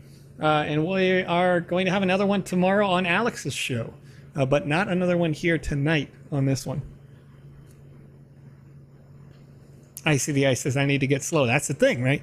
And it's not so much about getting slow. It's really about registering with that server from your client side. So typically, you just need like a few, 5 milliseconds or something while you're standing in it. You're running through it like this, but you're only going to ping the server in a certain number of pings. Also, the game itself is running 30 frames per second consistently, right? And so in order for the servers not to be overloaded, you're not going to broadcast every frame, especially with a greater number of users. You're going to broadcast 1 out of every 6 frames or something like that. So if you're running through, 4 of your frames is all it takes for you to run through the object from the animation, then maybe, you wouldn't have that register. But when you jump and you land on it, boop, now we're registering a longer time while we step on it. All right, Sarbual, what says, what time tomorrow? Tomorrow being Saturday, usually goes earlier in the day. It's 11 a.m. my local time that he runs it, which is 2 p.m. I think that's that show, right? Brains. Yeah, 2 p.m. on his time, which is New York time. And then if we go from there, that's another +5 to UTC. So 7 p.m. UTC is their show. Yeah, that's how I always work those out. Pretty much. I'm like, what's the location that everybody knows? All right. Oh, Jazzville24, you're right. That's a good point. Panda said at the end of the Thursday Alpha stream something about a giveaway from her. And you are correct. I did get a DM from her about that. So let me pull that up. As long as I can find it again. We have a lot of messages going back and forth about different... Let me see. That's the Panda stream. Here's the Alex stream.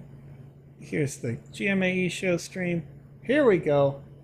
All right, PandaPops said that she wanted to do a unit called a Dragonborn. You guys can give away on stream. We just need the person's channel name and the wallet address.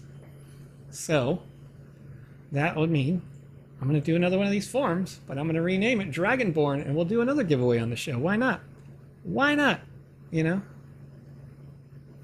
Copy of. I'm just going to do that. I'm just going to do that name, copy of. All right. I'm going to go ahead and close down the Wizzy form now as we're thinking about that.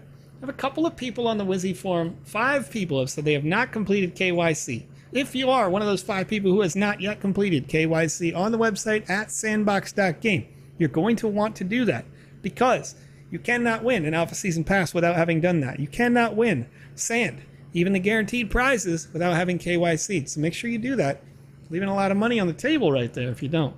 So head over to sandbox.game, click your avatar in the top right, then click settings near the bottom of that little drop-down menu and fill out the KYC. Get that done. All right, so the Wizzy giveaway form, 198 people. I'm gonna roll 1 through 198. Clicking generate user number 43 came up on that. Who was 43 of 198? This for the Wizzy hat. On twitch.tv.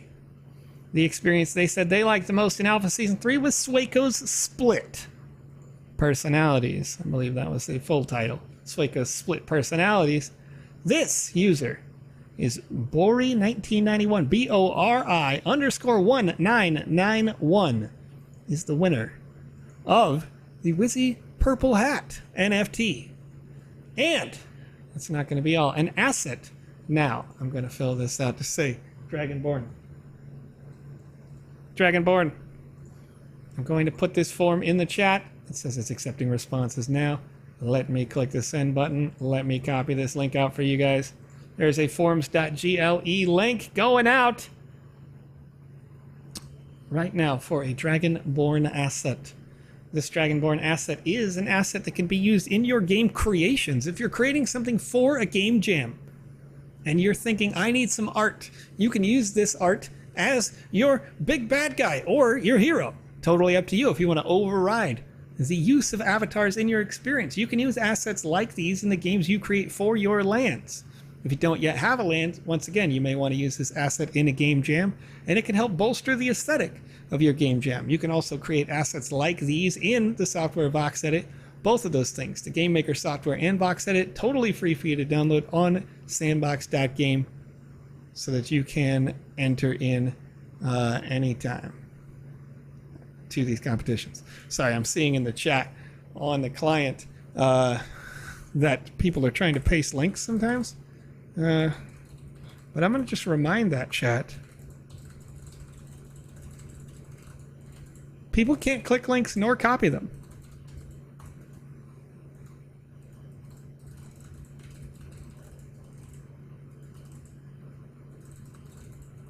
So I'm just going to say they're wasting your time by putting links in the chat. All right. Okay, let's see. I'm sorry. I did your name so dirty right there. So bad.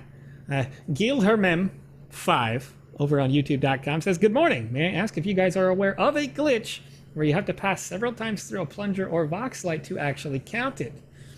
Gil, actually, I just mentioned why that happens. And the reason why that happens is because your asset is animated at 30 frames per second, but populating the server is once about every like 5 to 10 of those frames will ping back to the server, responding to where you are relative to the server. And then on the client side, a user, you and I, we're filling in the rest of the frames. So when these other users are running around, you don't have to constantly have their keystrokes being computed as an intake for you, the user. This helps you not lag as much, right? But as a consequence of that, when you run through these assets like this, if you just try to speed run through them, you might miss them. But if you can force a frame action to happen on them, you'll pick them up consistently. And that's why you'll see the best speedrunners, as they approach the voxelites, they run, they jump, and they land on it. So if that helps you, you can guarantee that a frame tick happens because an action must process from the jump, and you land on the voxelite, and you get it there.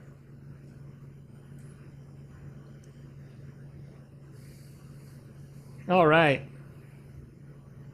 So what do we got? How many people have entered that? Wow.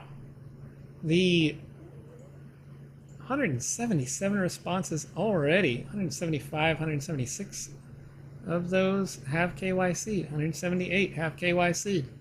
All right.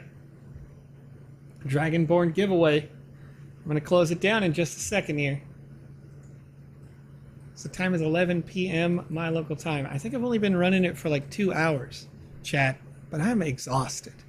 What about you? I know Jazz Wolf's exhausted. Jazz Wolf's like, man, it's 7 in the morning. I'm out here still ambassadoring.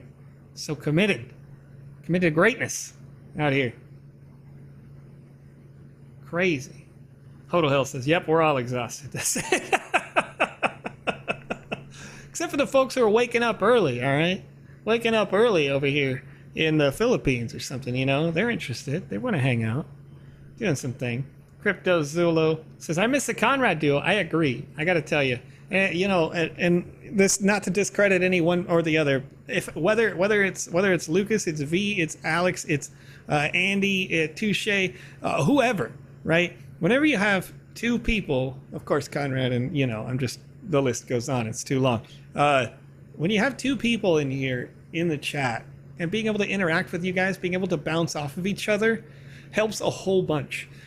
It also makes it much less tiring, like in a literal sense, because of course, you know, when you're streaming, you generally don't want to just be like, and like staring at the screen. You know what I'm talking about. You've watched a streamer and they're not even there, right? They're doing their thing. They're playing their game. They're not attending to the chat. They're not doing anything, right? So as I'm playing through these experiences and I'm hanging out with you guys and doing these things, I want to answer the chat. Well, when you bounce off with two people, it gives more variety, less monotony. Especially two very contrasting voices can be super compelling. because it gets your attention, brings you back into the light, right? You're paying attention. You're seeing one person on one side of the screen, one person on another helps a ton too. So I definitely understand the value of the engagement in having two people, and I can't wait to see Conrad back. But more important than all of that, I want to make sure that people are happy and healthy when they are doing their shows.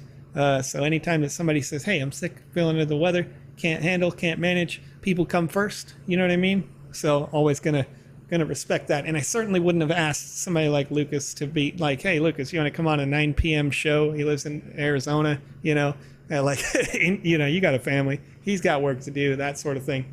So, you know, but anytime, you know, if we get an opportunity, if it is an extended period, and I know, you know, if I believed that, like I did, I had a week off. Conrad was like, hey, just bring, you know, he brings on people from the community to come on the show, hang out, like Rasul, like I think Hill was on the show.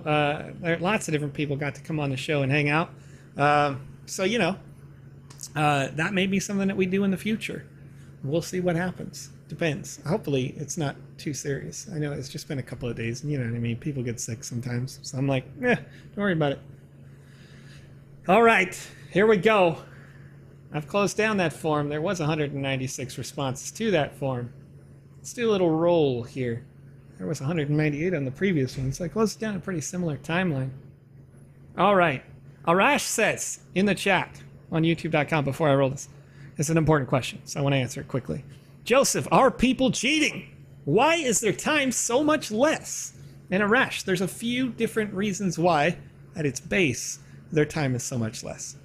An important one. First, I recommend you do not ever take 2 quests at the same time, because the high scores list counts your best possible time for each quest you do, not the total amount of time it takes you to do them all.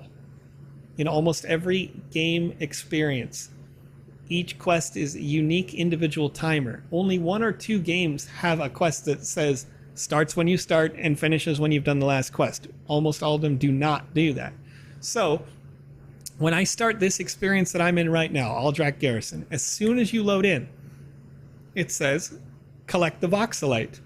Do that first.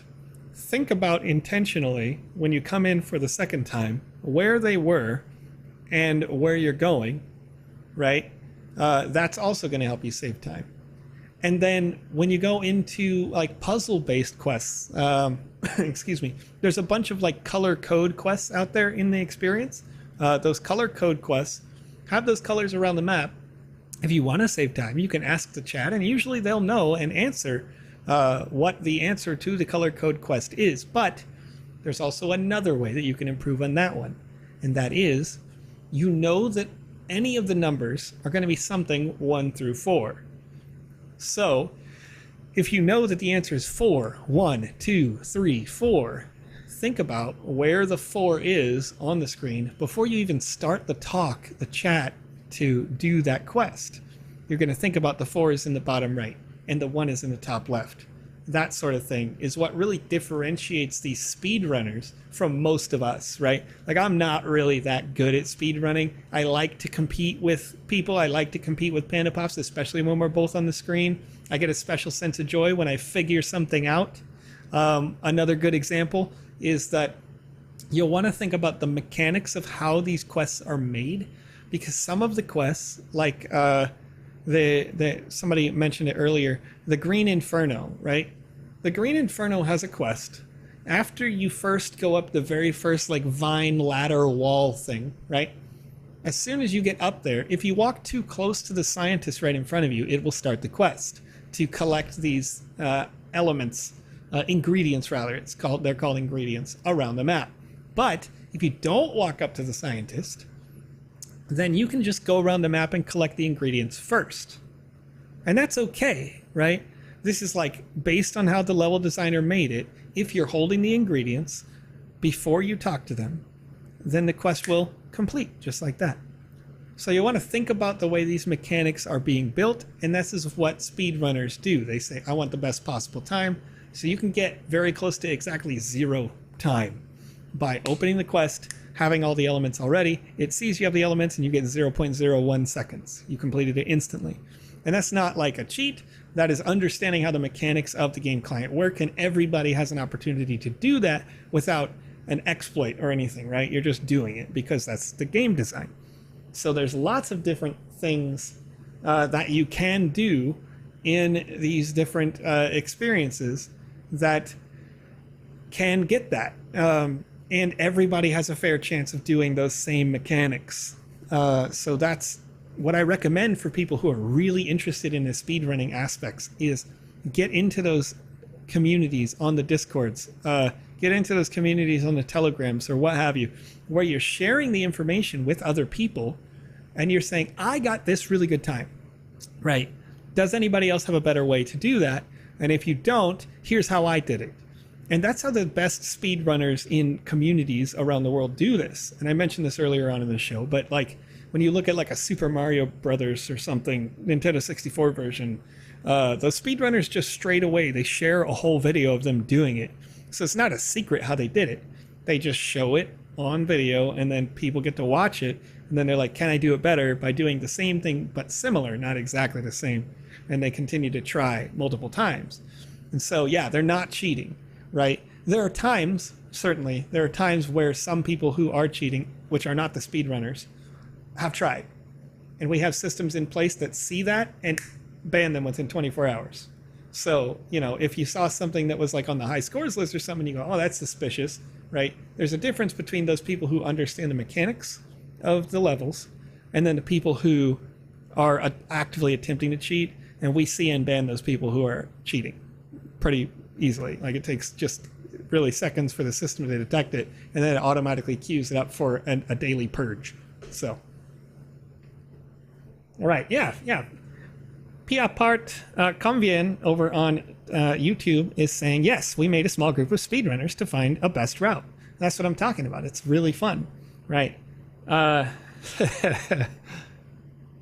Yeah, so and kind of countering the thing, it says, so people who have completed The Legend of Zelda in 2 minutes and 47 seconds are using exploits, right? And so that's the thing, is there's a difference between an exploit, like an external app or something, right, and a in-game code or design. And I'm going to refer back to something I mentioned a couple of streams ago, the original Super Mario Brothers game, the very old one, for Nintendo. It was made in like 1987. In the original game, when you're in World 1-2, which is the first time you go like in the underground level, they're kind of a darker level. When you get to the very end, you have two routes you can take. One is you can jump up on the very top of these tiles where you can't even see your character and run across the tiles, and it will give you what some people might call an exploit, right? But it is the ability to teleport to level 2, 3, 4 without having to go beat all the levels in the way. And they did this so that somebody who was playtesting the game could effectively playtest all the levels, right? So in that same experience, if you don't go up and over, you don't trigger an event that unlocks those pipes. The same way that some of our experiences trigger events based on certain proximities, so does the original Super Mario. And so if you're down under that, you can actually stand on top of a green pipe that would take you to World 1-3 from World 1-2, and you can break one brick, and if you jump and crouch at the same time, you'll glitch yourself through the wall into the 3 other pipes that would normally take you to World 2, 3, 4. But they can't, because the trigger was never picked up, right? The game code that you would have when you ran over a certain area never gets triggered. So when you go in those pipes, you go to World -1, which is nothing-1. And it's the default world in the game, which happens to be the water level, right? And that is a function of the game code. So when that was taken out, they remastered the game some many years later for Super Mario All-Stars and World. They took out that because they redesigned the graphics. So there was not that glitch anymore, or that exploit, or whatever you want to call it. But that was a part of the game. And when that was taken out, I was really sad because I was like, oh man, I remembered when the original design was there. I could do this and show that to my friends. And they'd be like, whoa, I've never seen that before, right? So it's a difference of when you look at a Legend of Zelda or something that's beat in 2 minutes, that's somebody who understands how the game is coded and how does it work. And then typically they're sharing that information with everybody, and then they compete amongst each other to see if they can do it better, more efficiently, find another thing that's built into the game that makes it work in a certain way. And so sometimes you're going to see those things, but those things would be considered more legitimate exploits, but not necessarily bad. The choice that a developer has is, do I update this so that I invalidate all these people's times? If I do, that would, quite frankly, probably upset a large contingent of people who've worked very hard to find those little things that make their times just a little bit better, right? So it's an interesting conversation. But anyway, the time now is 11:13 p.m. my local time. In chat, I rolled number 43. Did I say who that was? I did not. I rolled a number 43. Who was number 43 for the Dragonborn? This one. Over on YouTube.com. This user says, which experience are you liking most in Alpha Season 3? Lululand. And they have a much more unique username on the Sandbox game, but I'm not going to out that one. This username on YouTube.com says their name is Sandman. So Sandman, if you're here, congratulations. You win. YouTube.com. I think got like 3 out of 4 tonight, which usually doesn't happen because YouTube has a little bit less people than Twitch TV on any given day. All right, Jared Hutchinson says, do they patch bugs as they go? Because I've seen some videos on YouTube and when I try, they don't work. Almost all the experiences have not had that happen, Jared, but a few of them have. And that's kind of an interesting thing about this alpha. Keep in mind, we are in an alpha, meaning that we are in active testing and development of a platform and a game client and a game maker that is ongoing. So we're not quite at version 1.0 yet. And I would consider patches like this to be something that we would not want to do while we are in the season because of the nature of the speedruns and the high scores, right? But as a decentralized platform, we are not in direct control of all of these publishers, producers, content creators, right? So as we're starting to expand and see bigger and bigger alphas, you may see some of these smaller discrepancies come up when somebody sees that you broke their game in a way that they didn't expect, right? Then they may go, oh, I can fix that. Like they see your YouTube video and go, oh, I fixed that real quick, right? So the best practice needs to be kind of let be known for Alpha Season 4, right? To say like, best practice developers, remember you probably shouldn't update your game in the middle of the alpha. Conversely, if you do, then a certain person needs to be known to reset the scores.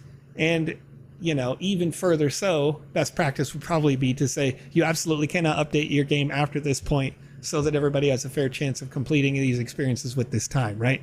But these are all things to be learning and that we have been learning during the Alpha Season 3, things that didn't exist in Alpha Season 2 because we didn't have a high scores leaderboard, right? We had times that were recorded on the back end. We could see those so we could take out bad actors, right? Like that was a really fun way to secretly see people who were trying to cheat the system and get passes or something like that. We had just insta-banned those kinds of people who had those like super low times, not just like speedrun level low, but like obviously cheating, right? But yeah, we've got a lot of different stuff. Anyway, Crypto Zolu over there saying, I can't wait for Dracula's Castle speedruns. I imagine that's what you mean by Dracula speedruns. That comes out on the 3rd of October. We're going to have more games for you tomorrow with Alex Florez in the morning show. Once again, my morning anyway. It's 11 a.m. my local time when that show goes live, which is about 12 hours from now. So if you want to come back and win yourself an Alpha Pass, he'll be giving away one on that show and a Wizzy themed hat as well. So come on back. And Weldon Huang over there on YouTube saying, hope they fix the witch bug in Dracula.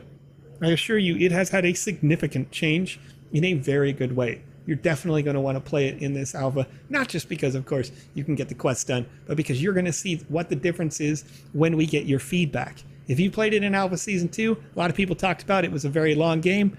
A lot of people talked about there were a lot of quests And at the very beginning, there were some things that literally couldn't be done in Alpha Season 2 on that experience. That was fixed before the end of Season 2, but now it's much, much, much improved. Also, in Season 2, you guys talked about the Artifact land, right? You know the brand? Artifact, huge in the NFT community, made some adjustments to that experience that made it much, much better, in my opinion, since I have played it. I'm telling you, like, this is what the alphas are all about. It's all about making the product better with you, for you. So keep your feedback coming. Keep letting us know over on the Discords, the Telegrams, the Twitters, that sort of thing, and we'll keep a note of everything we can for you. And as is tradition here on this show, I am going to now open up twitch.tv. If you're playing the Sandbox game right now, maybe you're a young streamer, and by young, I just literally mean like you're new at streaming, and you're thinking to yourself, I want to become an affiliate on the twitch.tvs, right? Well, we're going to raid people who are playing the Sandbox right now, whether you're creating in the experiences or you're playing the experiences themselves. And right now, it looks like I got a new user over in... I got two new users. Two new users right now. I prioritize the ones that have the least number of viewers and are the newest. So I think I'm going to go with tonight Blockchain Berry. This is a username user coming out of Australia, looks like. Blockchain _BARRY.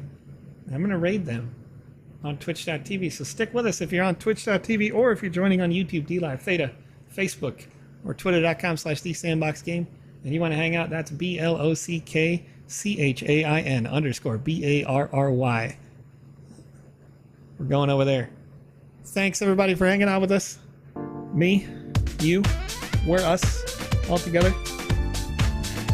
Have a wonderful night, morning, afternoon, evening, wherever you are. This is a lot of fun. Love doing this. Chat, Slither Kai, good night to all you folks. Everybody saying good night, because you know it's late for me. Thanks, Joy. Thanks for hanging out. Well done. Bori, congratulations on the win. Appreciate you guys. And we will send that raid over now. See you later, Twitch. Bye. There they go. All right, YouTube, DLive, Theta, Facebook. Have a nice night, morning, afternoon.